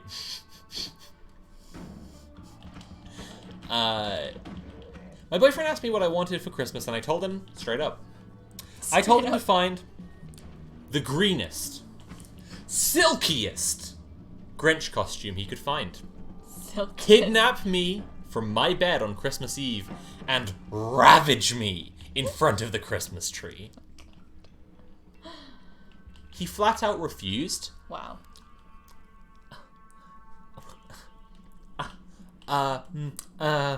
He flat out refused, said it was too weird for him. I was literally begging this man to let this pussy save Christmas, and he was like, nah, I'm good. It ended up turning into a fight where he admitted he only gave in to my initial Grinch kinks to placate me and was still uncomfortable about the fact that I had moaned Grinch during sex a few weeks ago. But only because his song was playing in the background. So he's drawn a line, and if I don't drop the Grinch fetish, which as I said is incredibly common among women, but sadly, taboo, he's done for good. I don't want to lose him over this, but it's really hard for me to see past my sexual proclivities, especially during Christmas season. Is there any way we can even compromise on this, or do I simply need a more adventurous man?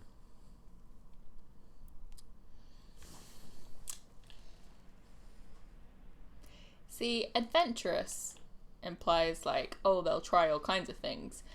She doesn't just want, because he's tried. She doesn't just want someone who'll try all kinds of things. She wants someone who likes the same thing as her. Yes. So, okay, you wanted to say some stuff. After we first read this post, you wanted to say some stuff about kink. Well, yeah, because we were obviously And it's going to be extremely it's funny. going to be relevant when we read the update post. Right. So why don't you say what you wanted to say now? Okay. I'm giving you a soapbox. Go ahead. What I wanted to say was... And to be clear, I agree with this. I'm not saying that this is like Nat's hot take. I'm saying go for it. What I wanted to say was, if, you know, obviously, sex should be a mutual thing, and not just for one party's enjoyment. And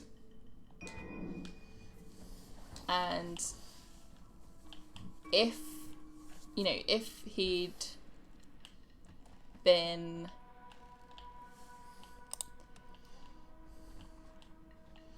It basically sounded like she was on this kind of escalating path with the fetish that was scaring the boyfriend.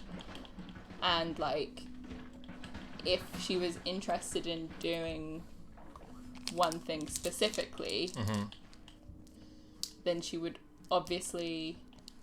They would obviously both benefit from her just, like, cooling off on it generally, and like not having all of their sex be Grinch sex, right? Like I said this when we first read the post, which was just like, this guy is a saint. Like, he's being very accommodating. Yeah, exactly. So if he's already been so accommodating, then really she just needs, if you know, aside from the most important thing, which is, you know, having a loving relationship with her partner, or just, you know, good, mutually enjoyable sex with her partner. To get fucked by the Grinch in front of the Christmas tree on Christmas Eve. If the most important thing to her was to be getting fucked by the Grinch, then she should clearly back off in general in it's other like sex, the Grinch so that doesn't her partner exist, right? doesn't feel like her fetish is just going to escalate and consume all of their intimate... It's like the Grinch doesn't exist, right? And in the same way, it's fine for somebody to have a daddy kink, but not want to have sex with their own father. Like, you have to accept at some point that the Grinch does not exist. And just, like, occasionally, as you're saying, just, like, occasionally you get to indulge in this thing if your partner is willing, but it can't be your highest priority. Yes. Yeah. And obviously they're not going to want to keep escalating and, like, do everything you can think of if... I mean, she's just... It's just a self-indulgent kind of progression, basically, isn't it? It's obviously not really caring about what the partner wants. Anyway, update time. Yeah. Okay. So, update first. From the chat while we were reading this. Joe seems to be denying that it's common among women.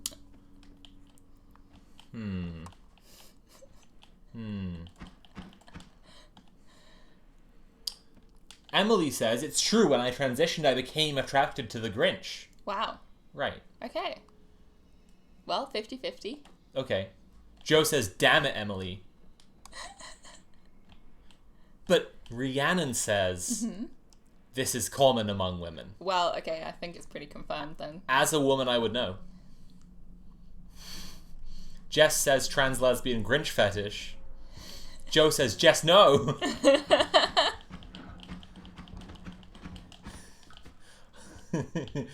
Harker says, Jess, yes. Joe says, Hargrave, swear to God. Jess says, there's no need to be embarrassed, Joe. It's extremely common among women. So I've heard.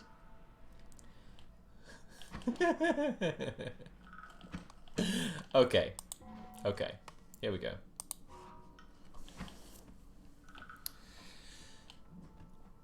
All that stuff will be relevant Okay. because the update has some sad elements to it. Okay. In that she posted an extremely weird thing online and a lot of people found it very funny. But you have to appreciate how she's been about this guy who's been incredibly fucking patient and tolerant and accepting. It's important to see sides to this anyway. She also wrote it in an extremely humorous and entertaining way, so... No, That's some she of was it. describing an extremely normal and common fetish that many women experience. It's extremely common among women, but sadly true. Sadly, it's just taboo. I'm That begging doesn't him make it to funny. let this pussy save Christmas, and he's like, nah, I'm good. Okay. That is hilarious. Okay. Intentionally so. Okay. Update. How do I, 24F, get my boyfriend 27M to dress up as the Grinch and fuck me? How? I honestly regret posting on the internet because of all the people who kink shamed me and laughed at me. Y'all in chat are being cancelled right now live. This update isn't for you. It's for the thousands and thousands of women who reached out who also want to fuck the Grinch. I love it so much. The Grinch community. Very common among women. My relationship with my boyfriend is over. And I wasn't even the one who ended it. Wow. Okay. We Okay. We were Jesus. She's an asshole. This is the point She I'm trying to just make, that doesn't have respect for her boyfriend. this is the Like, point I'm trying to fuck. make, that she doesn't, that there may be sad elements, but whether she deserves sympathy is arguable. God, it wasn't even me who ended it. She's there like, my boyfriend's really lacking because he doesn't want to dress up as the Grinch every I time am we have begging sex. him to let this And he pussy dumped save me. Christmas. And he's like, nah, I'm good. Okay. We were taking a little Christmas date this weekend, driving... When was this? Yeah. This weekend, driving around and looking at the Christmas lights. This must have been, a couple months ago. Shit. Fuck. Oh my god. Oh, Jesus. You're on fire. You're gonna die. Oh, bad time. You're about to die right now. Now. No.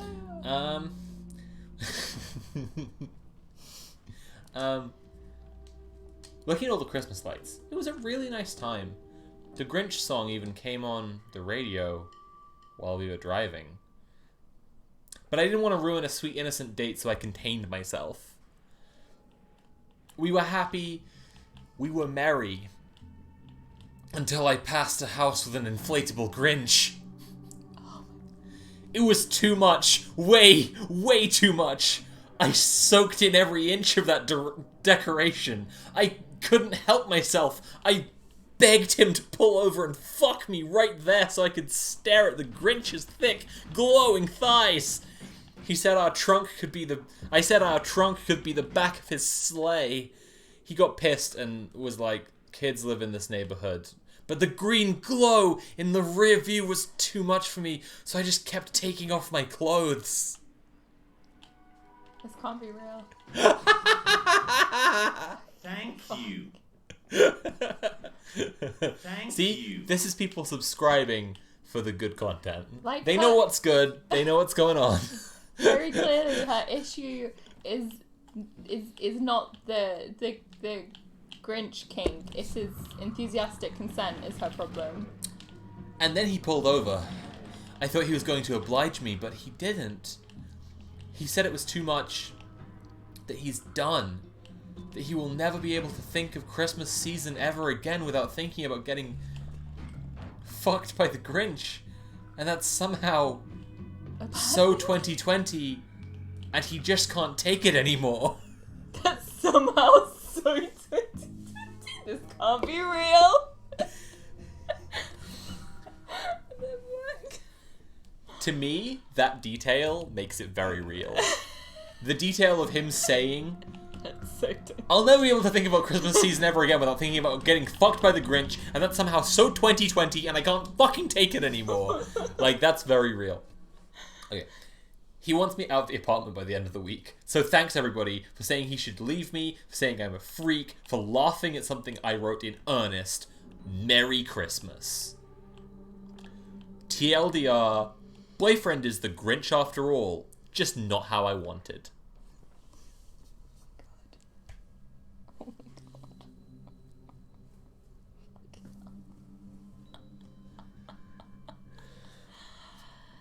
Jesus. Bah humbug.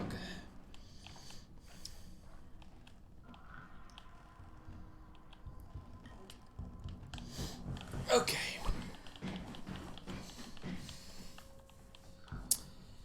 So there you go.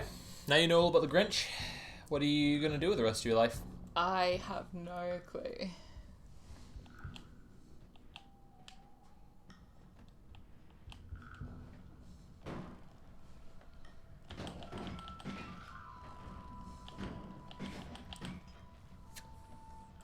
Yeah, that was wild. Thank you for that. You're very welcome. How's chat feeling? How's everyone feeling about the Grinch? gonna die If by you fire enjoyed the again? Grinch and you want to support, other posts like that one being read on this stream, subscribe,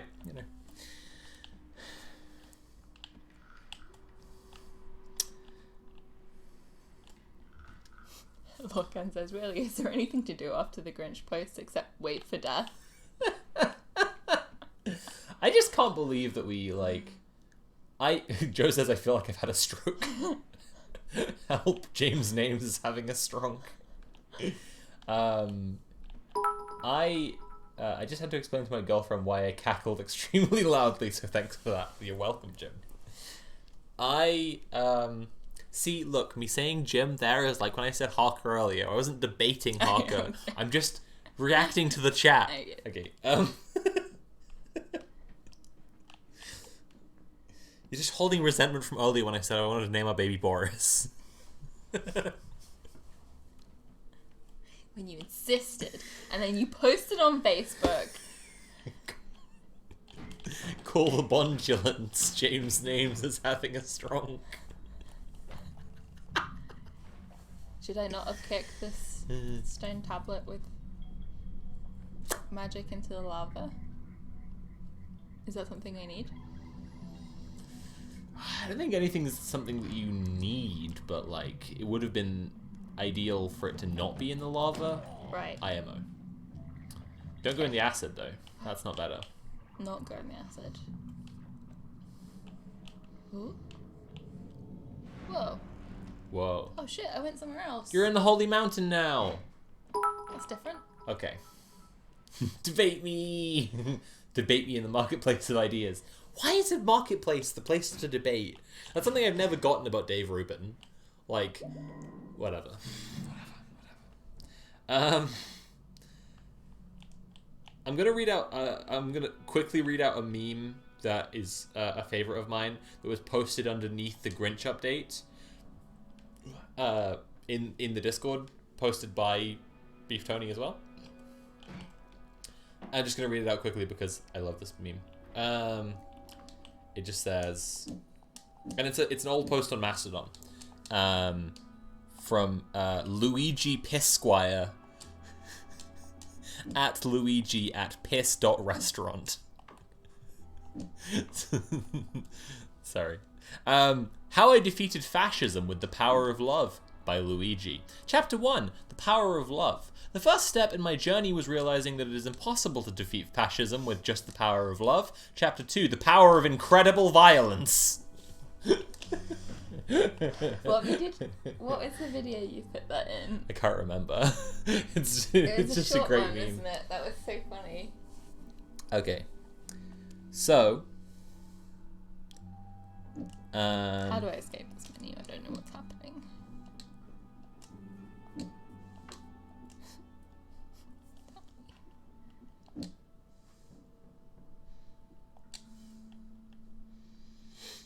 Okay.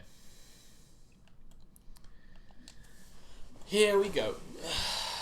Oh, I keep sitting on my knees for too long and my legs just hurt.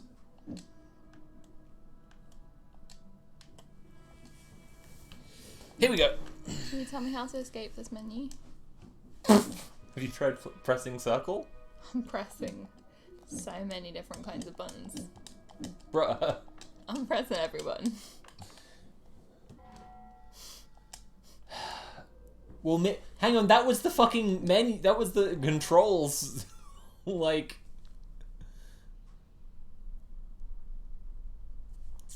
Are you in the inventory? Is that what's going on?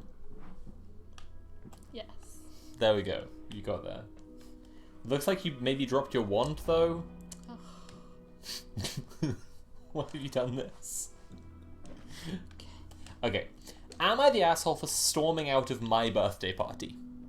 Depends what happened. I'm gonna cut to the chase. My name is Hermione.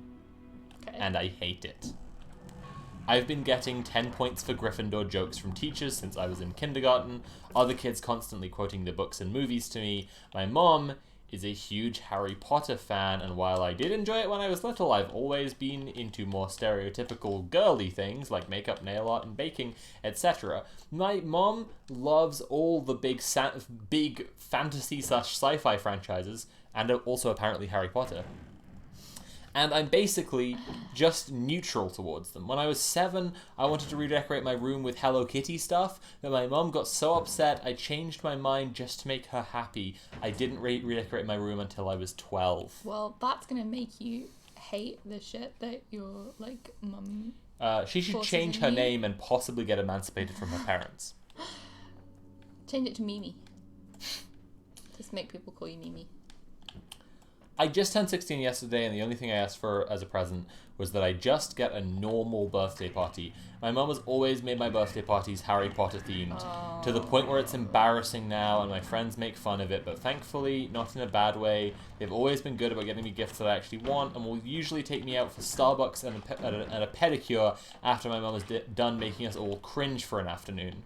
My mum promised me over and over that she wouldn't do anything Harry Potter themed, but honestly, the party was normal at first. It was awesome, just cake, ice cream, gifts, and some normal party games. And then, well, apparently my mum couldn't help herself. After I finished opening everyone's gifts, my mum announced she had a special gift for me. She had everyone gather around the TV and pulled up that website Cameo, where you can pay celebrities to say certain things on video. I was a little bit confused, but I felt my heart hit my stomach when I realized what it was. My mom had paid to have Oliver Phelps, the guy who played George Weasley, send me a personalized happy birthday message. Not even a good one. Not even one of the main 3. Not even. Not even Fred.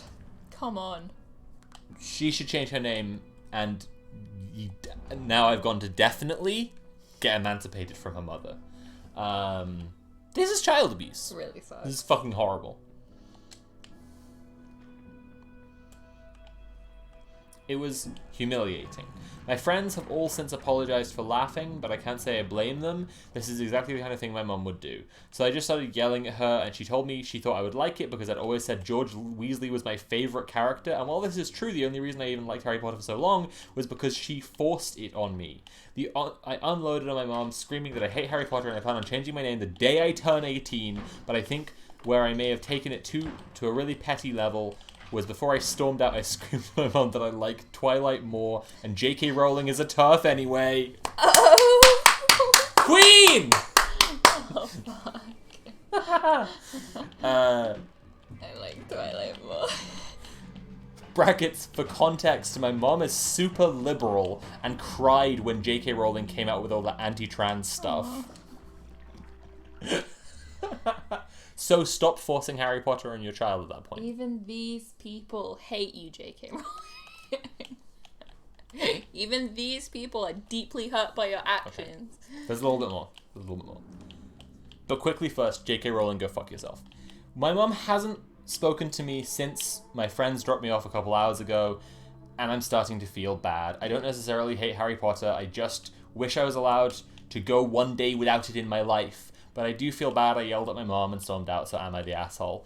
Firstly, it takes a hard sell, for me personally, to believe a teenager is the asshole in any given situation. Yeah. And I know I invoke this rule every time, but I think it's worth invoking and I think it's worth saying, and I just want to say it again. It's just like... Teenagers just are kind of allowed to be little dickheads, because that's just the period of life they're in, where they need to trial and error through what's okay to do socially. Right, what she's done is have a mild asshole response to an extreme situation. Yeah. Where her mum's been, like, a massive asshole to her. Yeah, so I think that's pretty much my take. I think it's kind of cut and dry, like, you know, we know what the deal is. But I hope after this her mum backs off and lets her enjoy the things that she enjoys. Oh god, me too. That I like Twilight more. That's such a good like. Why didn't you call me Renesmee, Mom?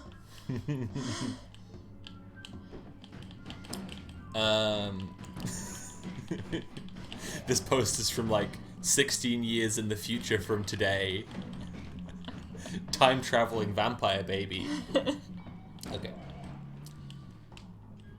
So now we have a post which I've been alluding to for a while. Taking revenge on a church. Oh, okay. Okay, this is... Okay. But I need to preface it by saying, J.K. Rowling, go fuck yourself. Am I the asshole for going to the church that's been leaving fake money in my tip jar and putting the fake money in the offering plate? No.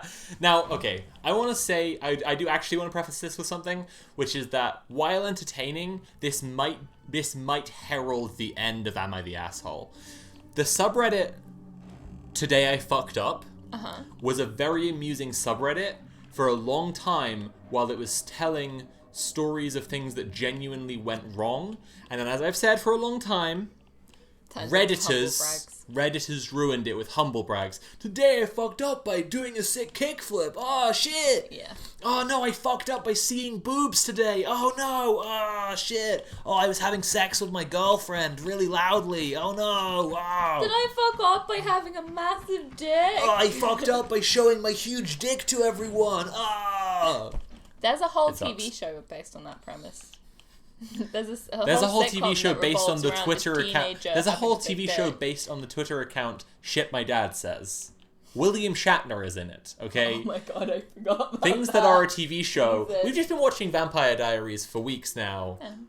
Things that are a TV show is no bar for how seriously anything should be taken in society. Okay. Now, my point is, that's what happened to the Today I Fucked Up thing. If Am I the Asshole... Now, you can see why this kind of content I understand. might just be the exact, like... I think Right? there's Just always... the monkeys in the shuttle, and they learned that if they push the button, they can just get food, so they push all the button, and then Yeah. they just starve to death because they get all the food at once. Like, this is what will happen. This is my sincere concern. Am I the Asshole is a vehicle for people to post their revenge stories. Redditors love revenge because they're fucking losers. Right. Right. I think there's always been Am I the Asshole posts where it's clearly someone who knows that someone's been an asshole to them and they've done... Yeah. And then so they've said so, and they're like, does that make me the asshole? And they're like, they know that they're not, and they just want to tell the story but of this is a story of taking revenge, not just calling someone out too harshly or whatever. Yeah.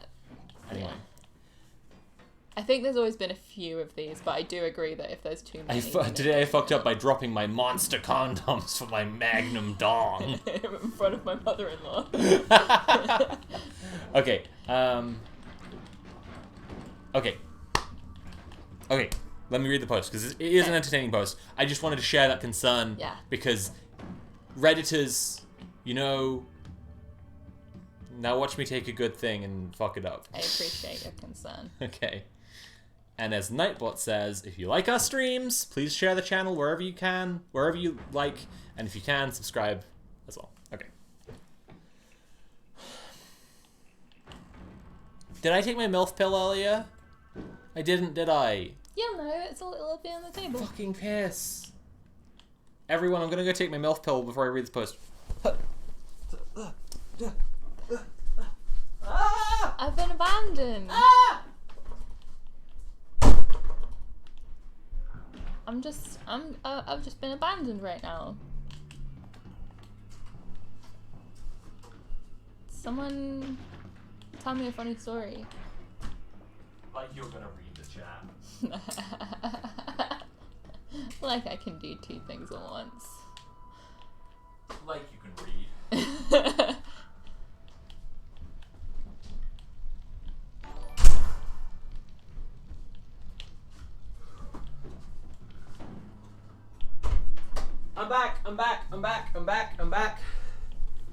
I'm back.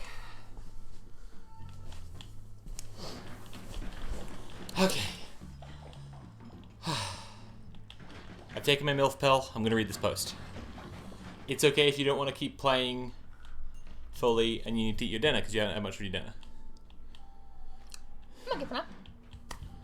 I think you should have your dinner.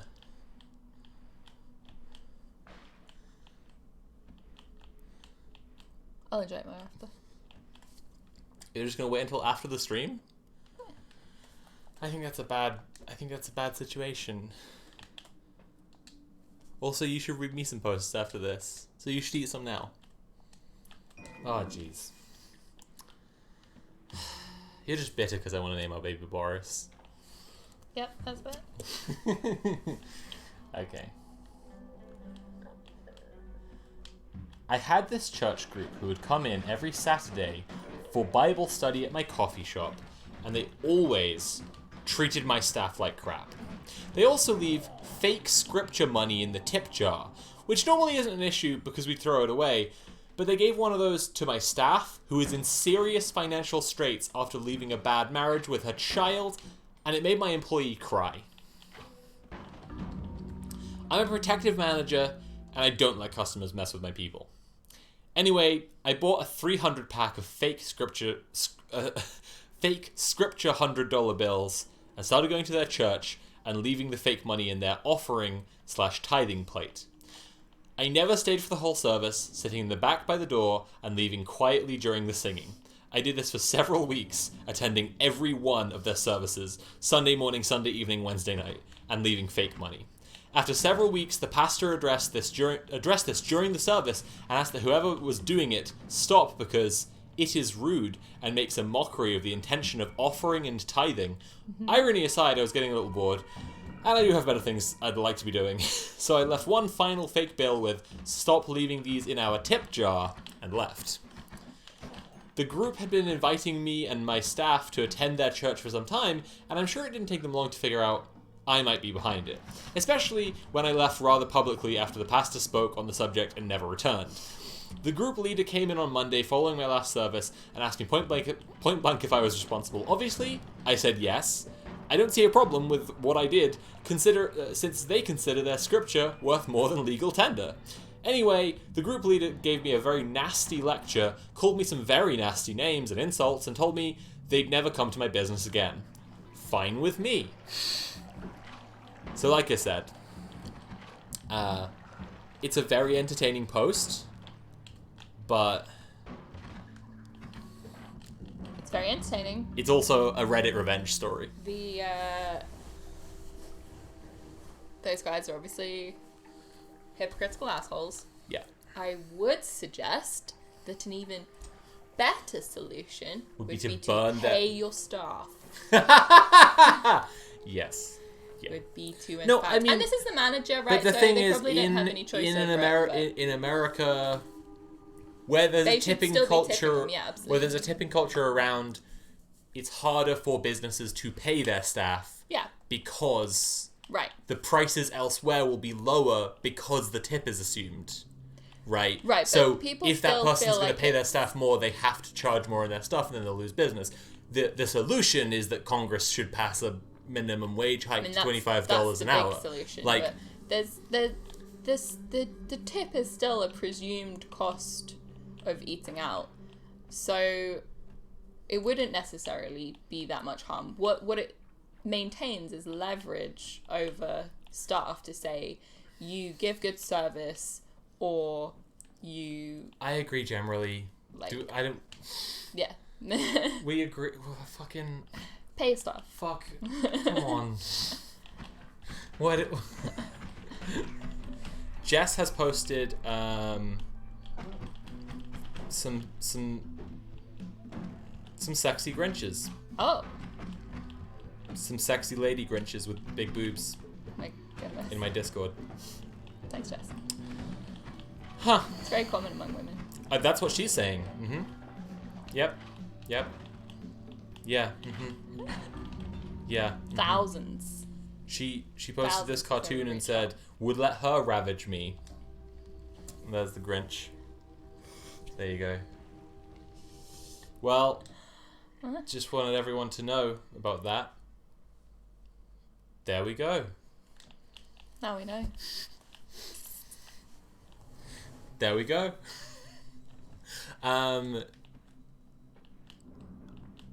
You... Need to wee. Oh, okay. Are you gonna read me some posts after that? Yeah. Okay.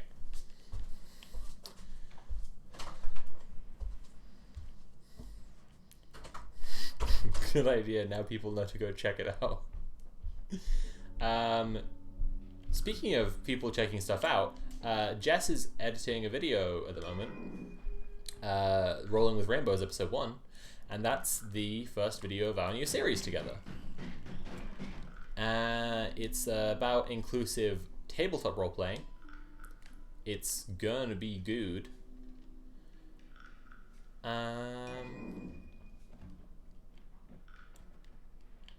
And yeah, you should all check it out. I'll post it on my community tab on YouTube when it's out. It'll be on Jess's channel. If you're not already subscribed to Jess's channel, it's that Jess on YouTube. Feel free to drop a link in chat there. The second episode after this one is going to be about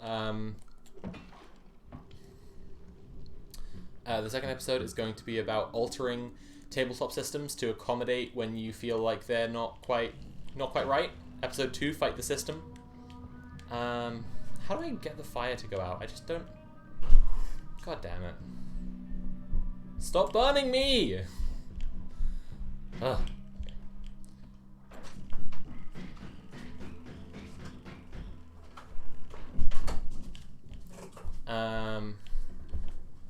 And as part of Rolling with Rainbows, that new series, I'm going to be researching different systems by doing a little podcast where I play different systems with different guests every time. Not every episode, but I'm going to be doing different, like, limited series, playing campaigns of different systems. And the first one's going to be Vampire the Masquerade, and I'm very excited about it. So you all should check that out when it's out as well.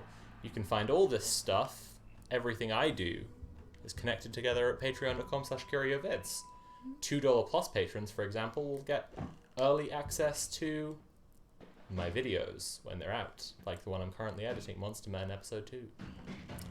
I was just doing promos while you were gone, because it's something easy that I have memorized. If anybody wants new stuff to watch right after the stream, or even No, not fuck it. after the stream, What's There's a new... Next slide, please. Why do you do Bid this? up today. That's about VTubers. Go check it out. That's Jen's one. It's a lot of fun. Jen always does funny ones. Yeah.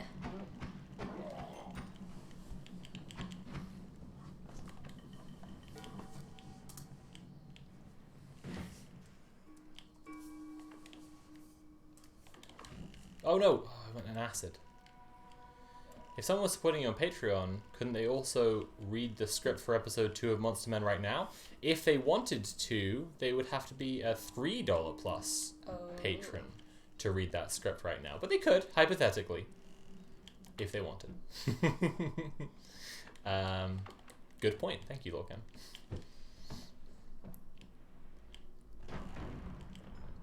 But you know, I just think the most return on investment is those $2 there, you know.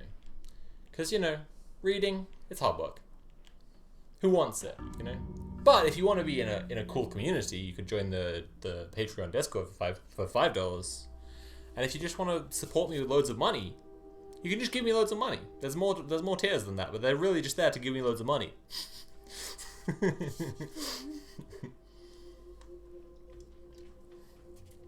Latin Ajax says, I recommend it's a very good script. Thank you. It's gonna be a good vid. I'm still waiting on one person's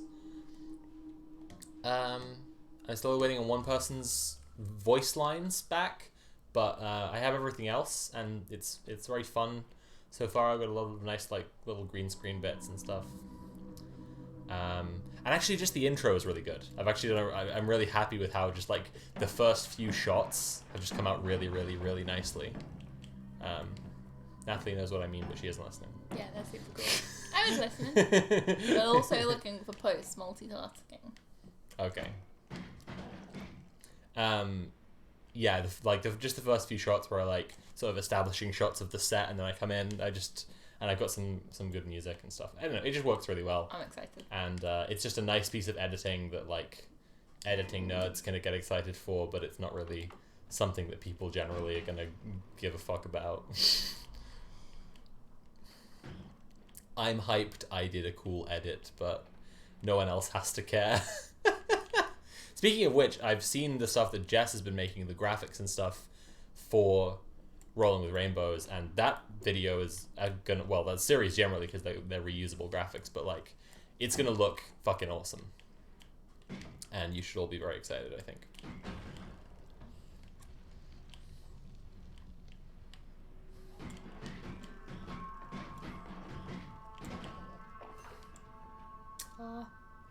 Okay.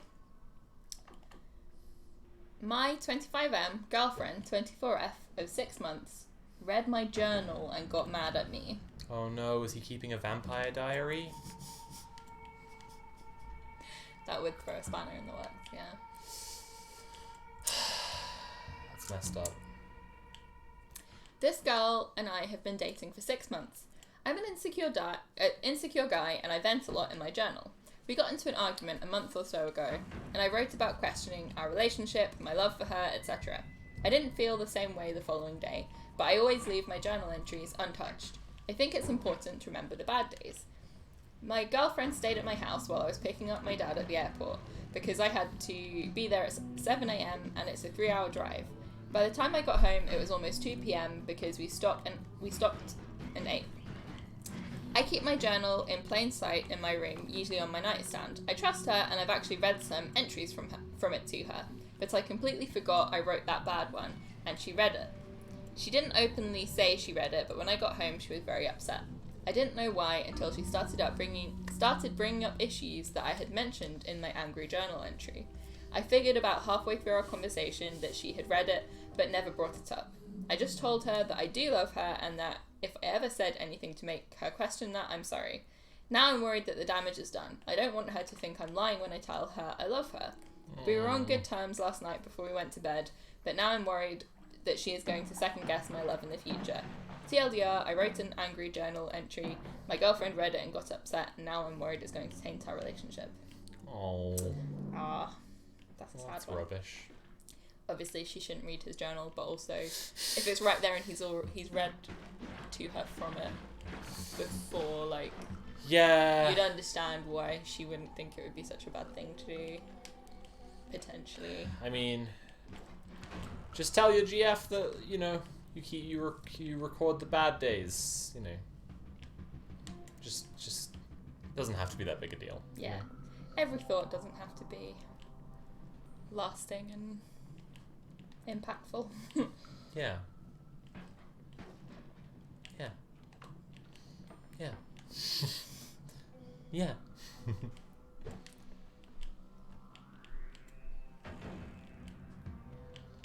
What am I doing right now? I'm just kind of aimlessly smashing around, really. Oh geez, I'm already down to like 13 health. Oh, I'm fucking dead. This is going badly for me. Is what I'm trying to say. Shit. Oh, there's a couple of bad ones in a row here. Well, don't read them if they're Yeah. bad. That's my suggestion. You may be wondering how I come up with such smart suggestions, but I'm an expert in posting, so that's how I know that if it's bad, you shouldn't read it. I had to train really hard to become this smart. I had to get a degree in postology.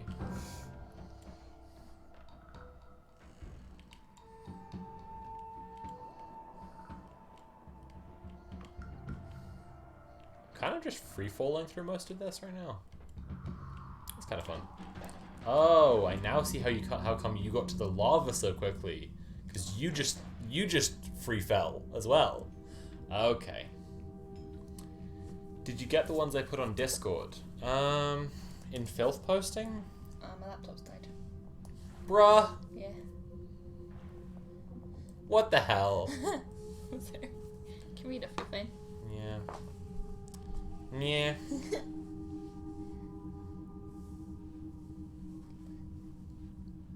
Wait, what? Well, Harker's saying that they put some posts on Discord, Uh-huh. so you can look for those. Okay. Okay. Because I'm starting to enjoy Noita. There's one I'll share to Nat if it's not been read yet. Did you message me them, or did you put them in filth posting?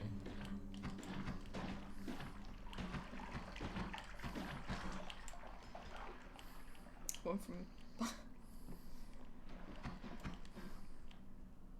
What? There's one that Poppycock shared that I haven't read through yet, but it's just like, their summary is, would it be frivolous of me to leave my genocidal boyfriend? Oh, that's distressing. Submissions aren't still open. We don't want to just read stuff like. Yeah, I want to check over stuff. Yeah, exactly. Yeah. Yeah. Okay, Harker said it was in filth posting already. Sorry, it's with the 2-week gap. I've been a bit like, and I've had a lot of stuff I'm trying to get done.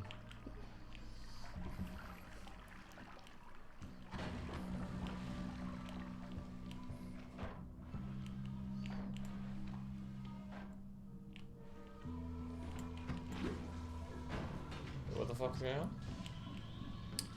What the fuck? Am I Electro now? What the hell happened to me? What? I was Electro and I wasted it.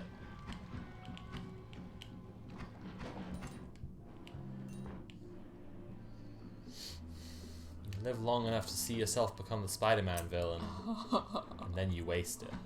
Unbelievable. Lorcan shared one. Oh. r/confessions. Oh. I masturbate to pictures of Ben Shapiro almost every day just because I know he would hate the idea of a male wanking to him. Terrible. And then it's actually really difficult because I don't find him sexually attractive in any way, and especially just his headshots, but I have done it every day for about 2 years because I found it funny at first, but now I'm so used to it that it makes me feel incomplete if I don't do it every day. That's very bad. Stop doing that. That's so extreme. Jesus. That's so fucking extreme. God damn. They must have had a crazy time when he read out WAP. Oh yeah, very conflicted feelings, I'm sure. Jesus Christ. Jesus Christ. Yeah, that's pretty good.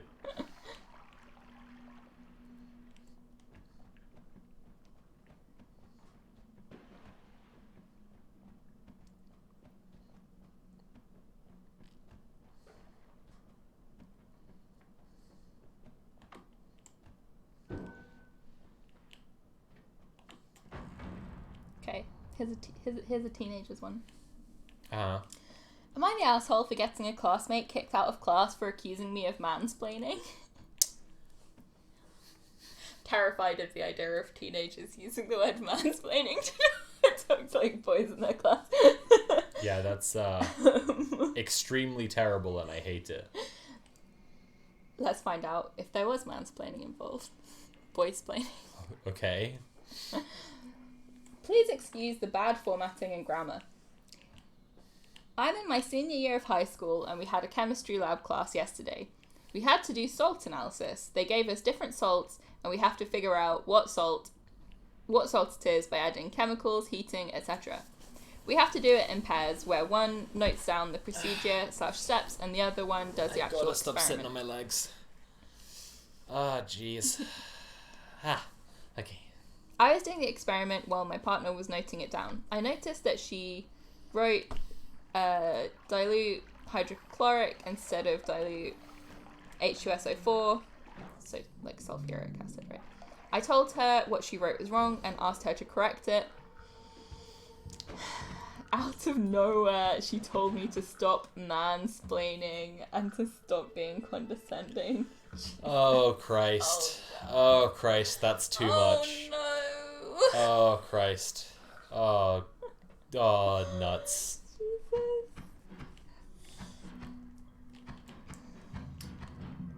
I'm so glad I'm not in school right now.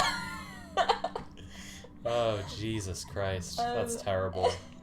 I got really mad and told her, I'm not mansplaining, you're just being bitchy. Oh, no. Gee. Oh, no. Do you remember Confusion? Oh, I remember Confusion. Oh my god, that was so funny. Well, what if I said you were confused? Jesus.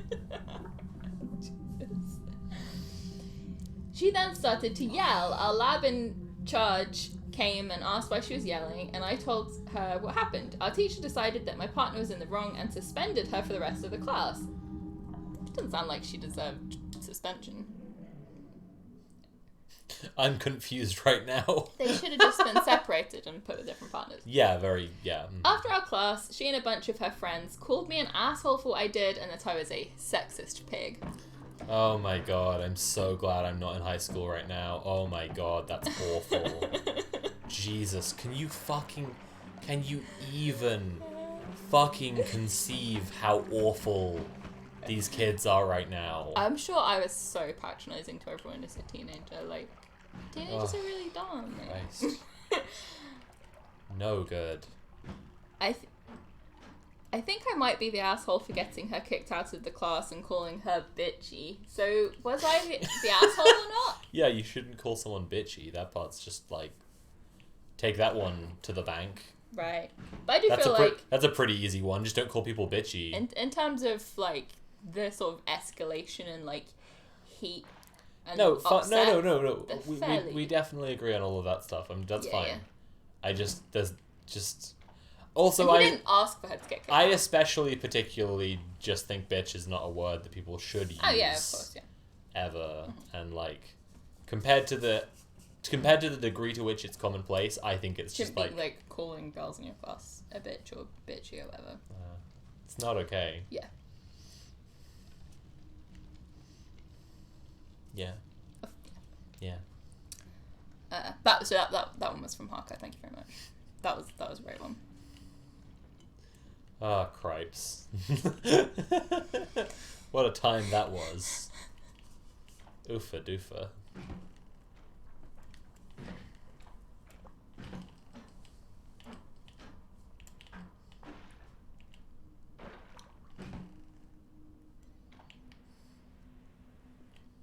What's going on above me here?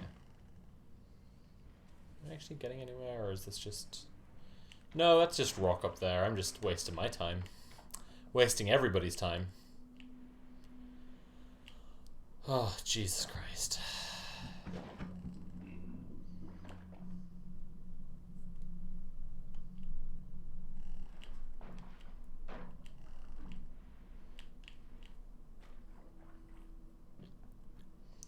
You should probably search Harker in the thing to see the posts that Harker put there before. I found him.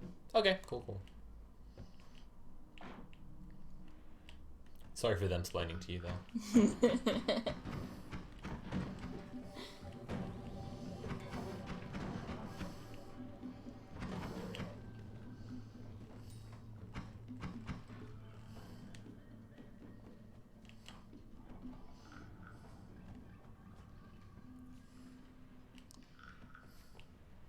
I feel like I'm really getting the hang of this now. It's cool. Okay. I'm still having trouble recognizing. I'm talking to the chat, buying you time to look for posts. Okay.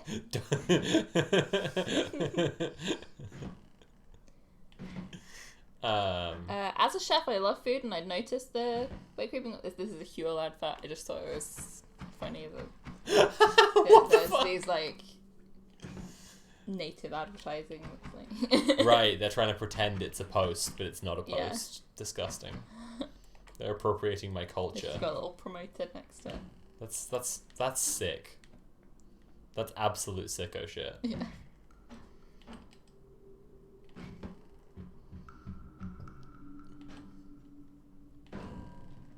Oh fuck, I set myself on fire.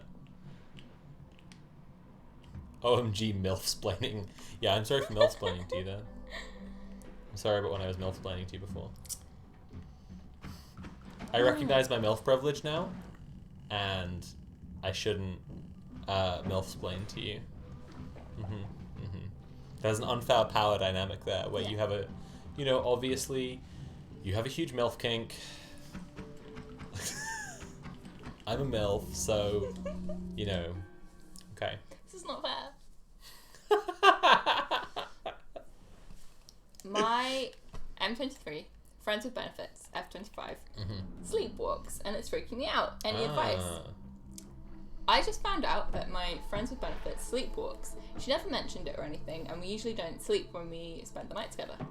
However, yesterday, she actually... Fuck Reddit so fucking much. Fuck you. God damn it. Fucking hell. Stop. Stop. However, yesterday, she actually fell asleep before me. A few hours went by. She suddenly sat on the bed and started saying all sorts of stuff. I called her name a few times. She didn't respond and kept on talking loudly about avocados. Everyone always thinks sleepwalking is so demonic, but it's just it's just your dreams. You talk in your sleep so often. It's so funny. I see. The other night, he sat up and started shaking the lamp for no reason.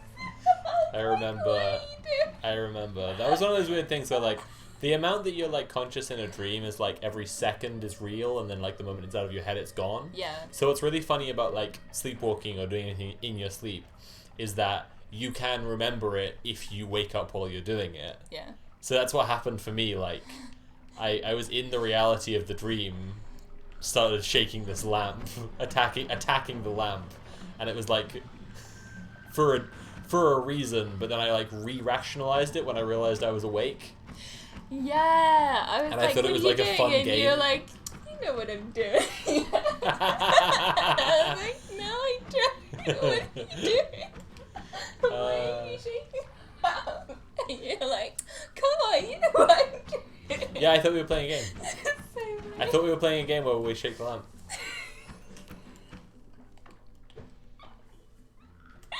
I just thought we were playing a little fun game where you shake the lamp. As you do, obviously. Yeah. Lokan says, I once did tech support in my sleep. Tragic. We have a friend who has really bad night terrors, and I asked him. He hadn't seen any of the memes about night terrors, but I was like, do you find night terrors memes offensive? He's like, I haven't seen them. I'm just like, when there's something creepy and someone's like, this is my night terror. Sleep paralysis, that's the word I was looking for. Yeah. Oh shit, yeah. Yeah. My dad had that once. He thought there was a ghost. Yeah.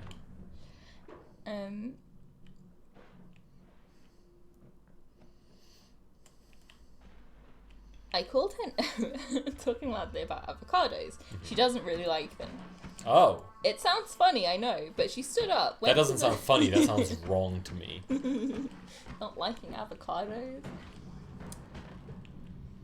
But she stood up, went to the living room, kept talking, went to the kitchen, went back to the bedroom. It was nuts. She took the guitar and just held it. Didn't do anything or say anything. Just held it for a bit. That's really funny. I slowly directed her towards the bed, but she wasn't moving and I didn't want to do anything stupid. Eventually she went to bed. In the morning, I explained it to her. She got shocked and told me that it didn't happen in so many years. I looked for advice online as to what to do and what not to do and kind of have an idea. That's nice. We see each other very regularly and will spend more nights together. Any advice for anyone who's either had the same experience as me or knows about it? Sweet. Probably like all this stuff happens more with like disturbed sleep, doesn't it? So if you're staying Basically. if you're staying in a new place, then... It's his fault, yeah, I agree. Yeah, that's right. Yeah.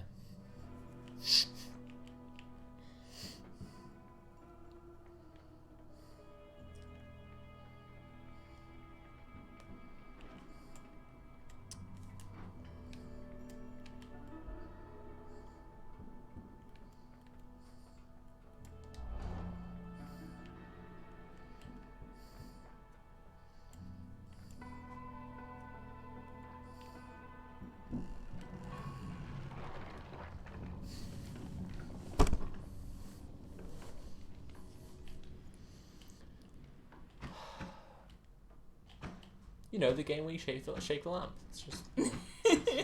No, I could tell you were, freaked out by it, and so I rationalized really quickly in my dream that I was, still having while awake. I rationalized that we were playing a game where you try and be creepy.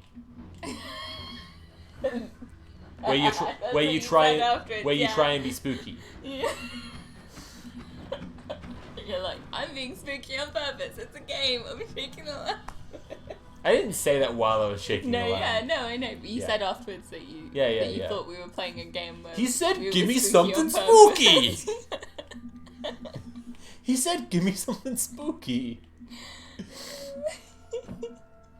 was also the night that the skeletons came to life.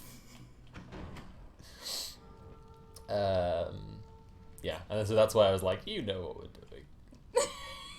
Because I just thought you did. I very much believed that you knew what we were doing. I was just messing with you. Yeah! That was really fucked up! That's how you sounded. I can't believe you did that to me!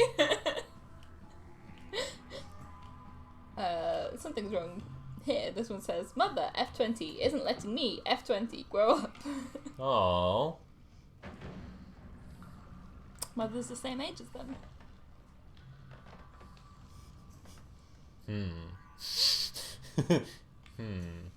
What's that about? I think they just wrote it wrong. But... Yeah, probably.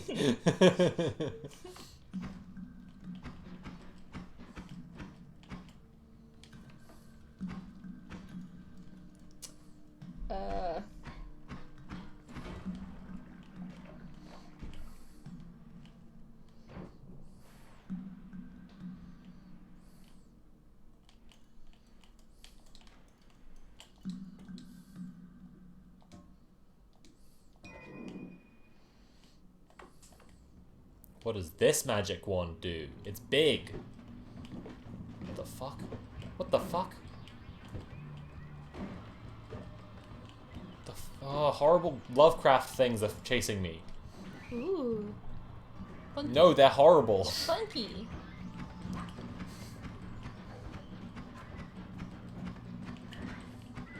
Oh, this sucks.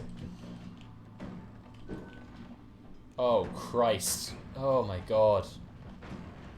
Oh, fucking Christ. I'm dead.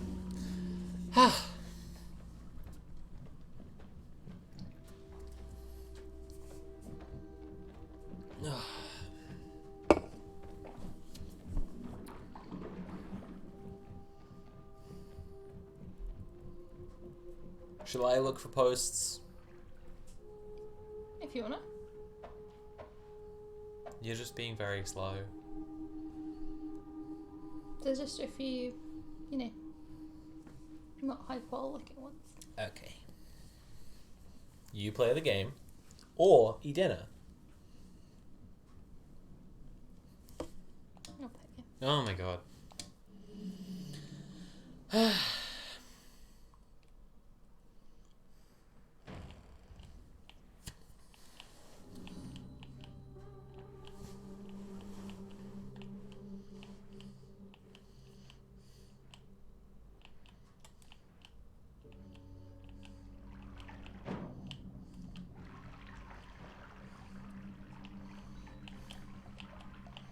I keep getting stuck. I'd advise to not do that. Oh, Ideally, good advice. don't do that.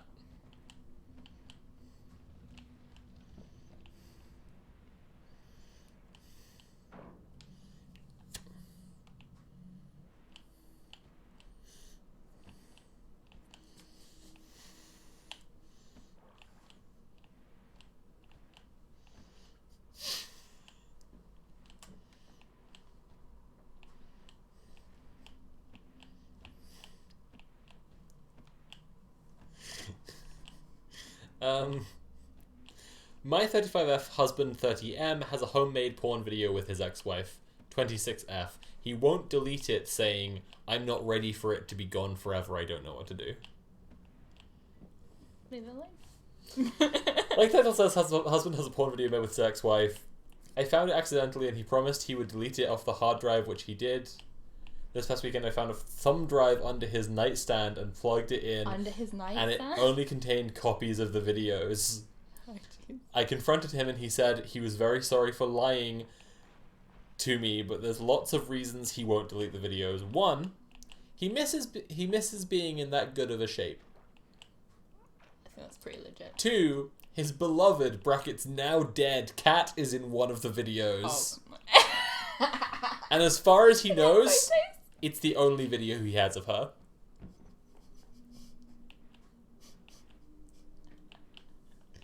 And that's why I wanted to read that post. That's very funny. Anyway, that's basically it. I just wanted to read you that bit.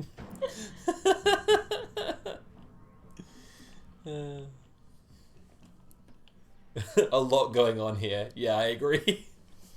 His dead cat is in the video.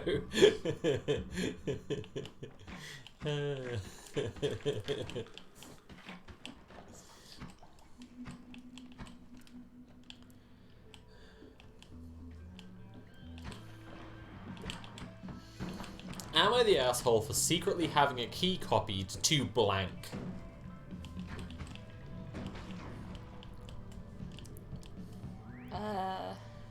I mean, it sounds like a likely asshole. Well, try and Let's think find of a reason you wouldn't be an asshole if you had a key secretly copied. out. If you thought someone was trying to kick you out or something, I suppose, or to give to someone in case you needed help or something. Don't know. Tell me. Who's the asshole? My friend Adam has always been a blank. A master blank, in fact. Who prides himself for having won every blank he ever got into. Last year...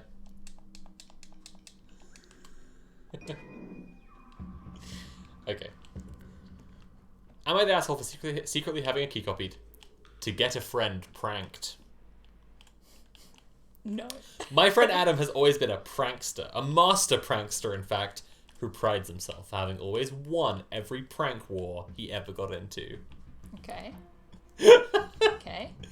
Last year, Adam managed to prank his friend John pretty good, who had naively given him his spare key. When John was away, Adam wrapped everything in John's flat in cling film, furniture, utensils, books, you name it. John was pretty pissed and vowed revenge. Fast forward to the beginning of this year. I was staying with Adam for a few weeks and met John. John told me about his ordeal and how he wanted to get even. He already had a plan. He wanted to fill Adam's flat with water. With water cups. So what? Water cups, glitter and balloons. That's a crap prank.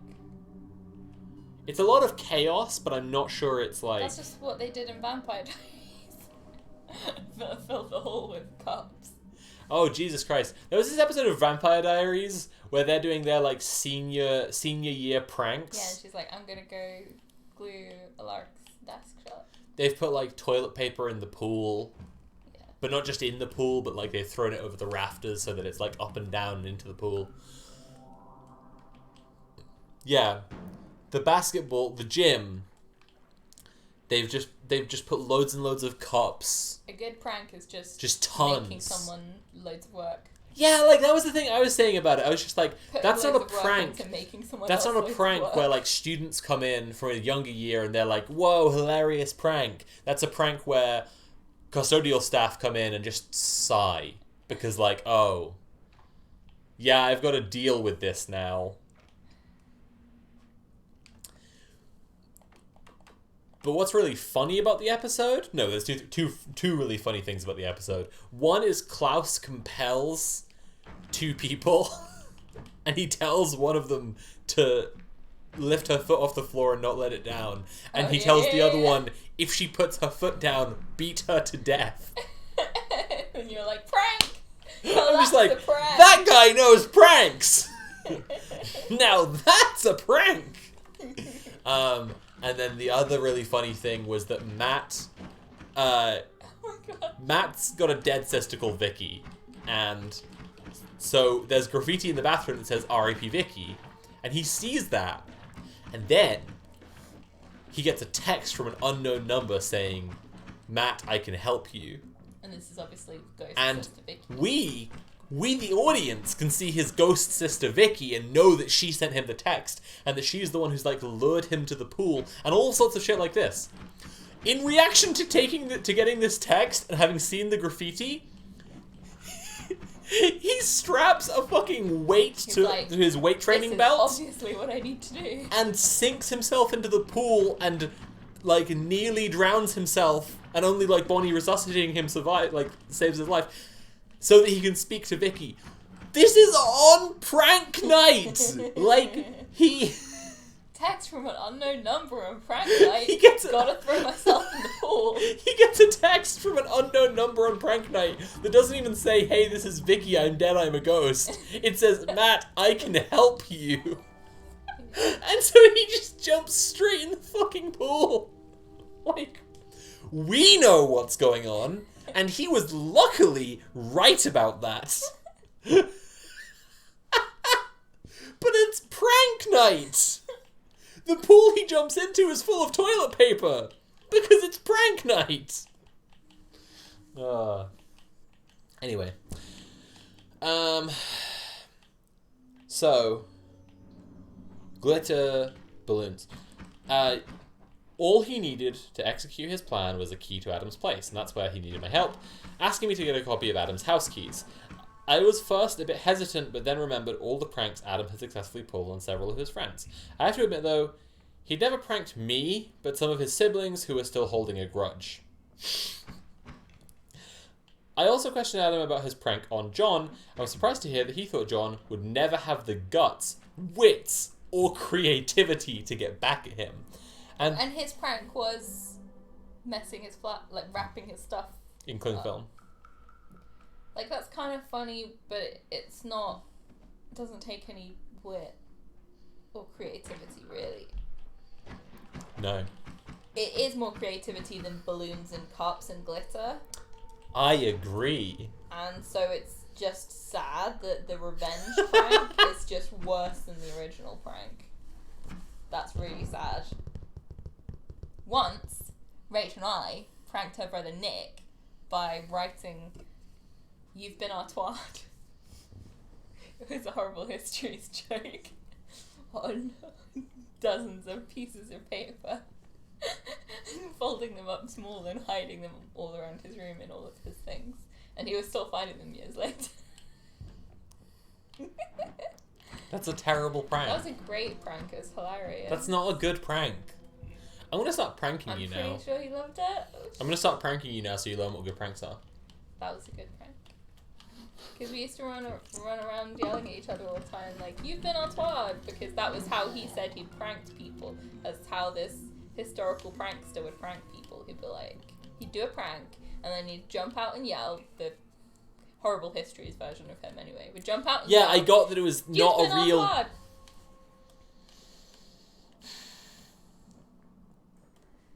Which is really funny. That's what I'm saying.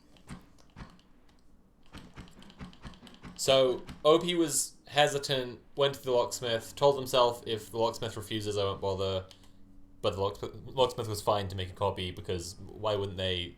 I mean, if you've already got the key, they'll make a copy. Yeah, They exactly. don't need It's to know like- who you are or what you're. Yeah, no, of course, yeah. Okay.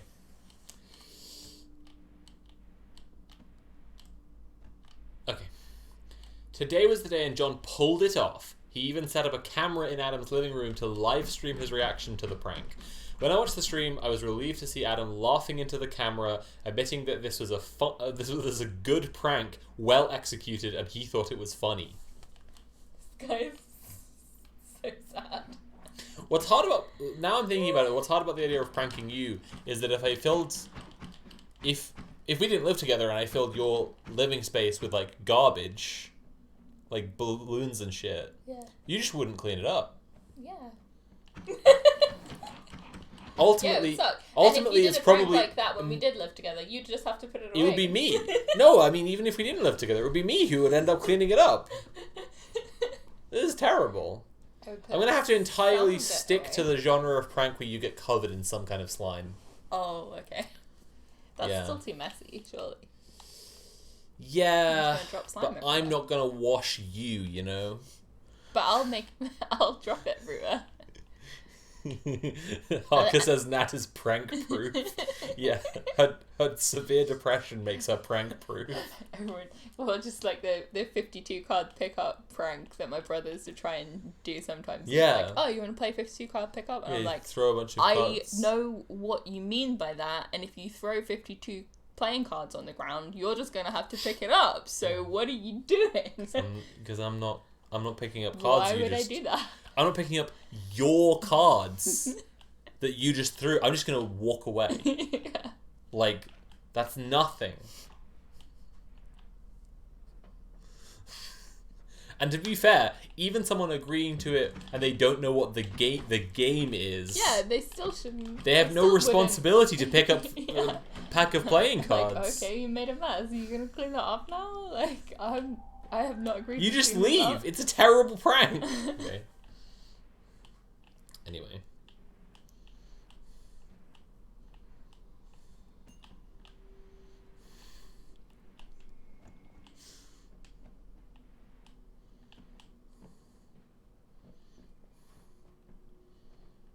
Do you think we should finish up after this? Yeah, I'll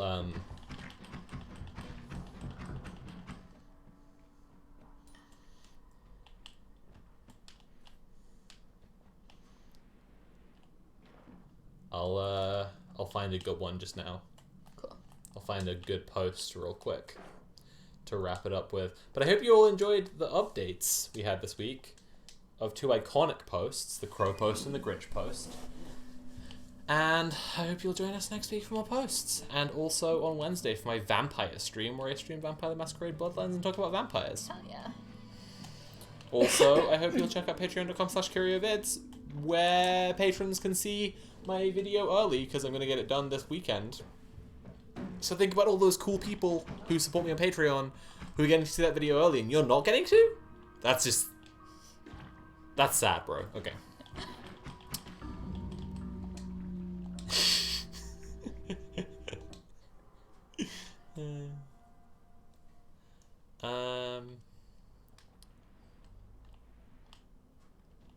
it getting darker outside in this game? Oh, that's interesting. Am I imagining that? Or is that real? Okay, Harker specifically requests that I read one in Filth Posting. I will read that one.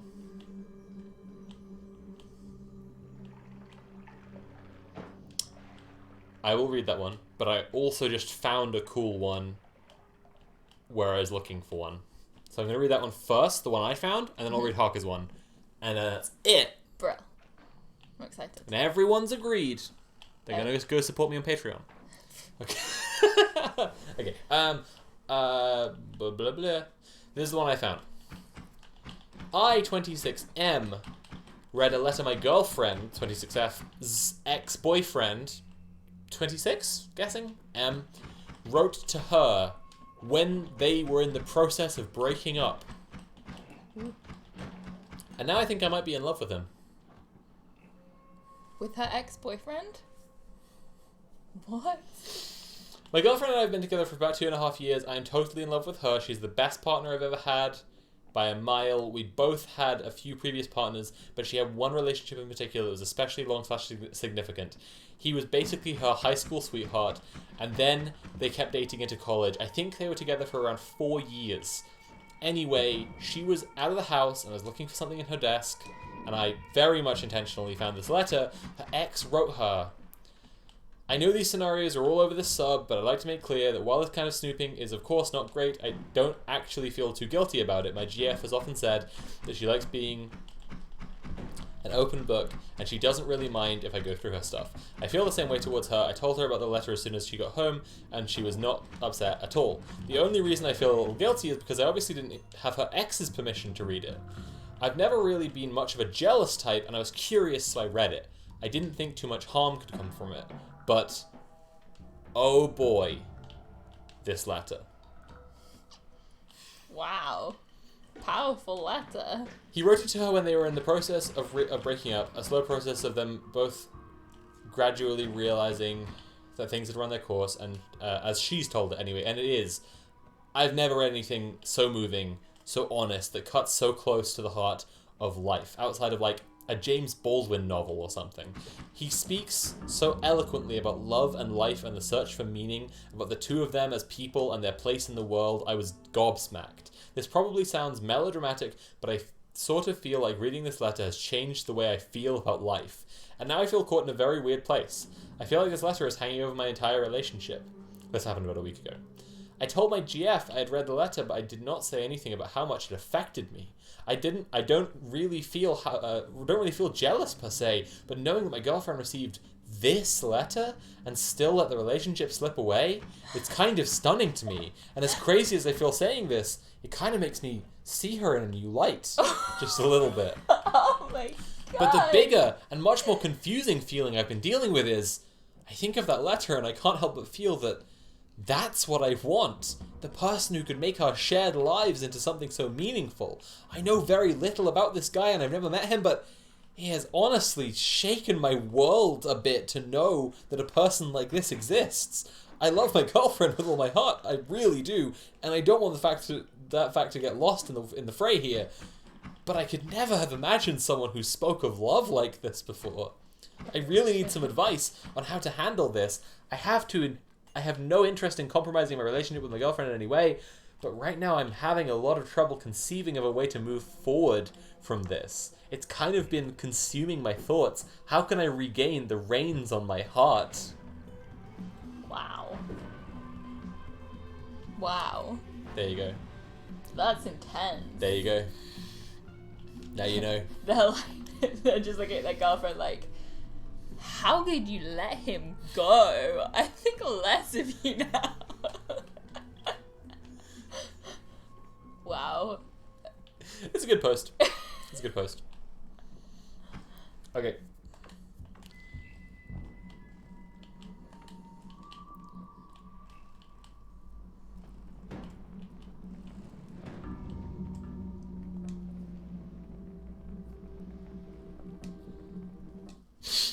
This is the post Harker wanted us to read. My girlfriend of 5 years is an ANCOM and it's my fault. How do I fix this? 5 years ago, when I met my girlfriend, I was at the beginning of my political awakening that would lead to me becoming a communist. My girlfriend followed suit, although she took the anarchist route. I took the Marxist-Leninist route, although they've said Leninist route, so... That's some real dialectical materialism there, my guy. Here we go. Chill out and focus on what's going on right now. Okay. Over the past 2 years, I have become disillusioned with the left. The white hatred and promotion of degeneracy pushed me over the edge. I eventually found my way here to the right. This is on r/the third position. Fucking hell. Yeah, right. this dude's a red brown. Okay. Yeah. The third position. Yeah. I've always wanted a traditional family with my girlfriend, marriage and 2 or 3 kids. I fear, however, that I can't undo the feminist and double parentheses leftist brainwashing without her catching on that I'm not only not a commie, brackets she already knows this, but that I'm also now a reactionary. Also talking about things like white demographic change is really difficult. She has white guilt to the max. I think this might have to do with her being part Asian. But then does she? Even though she looks much more white, she might be more receptive to the JQ since she hates pretty much any and all wealthy people with a passion. TLDR, how to turn my commie GF into trad wife.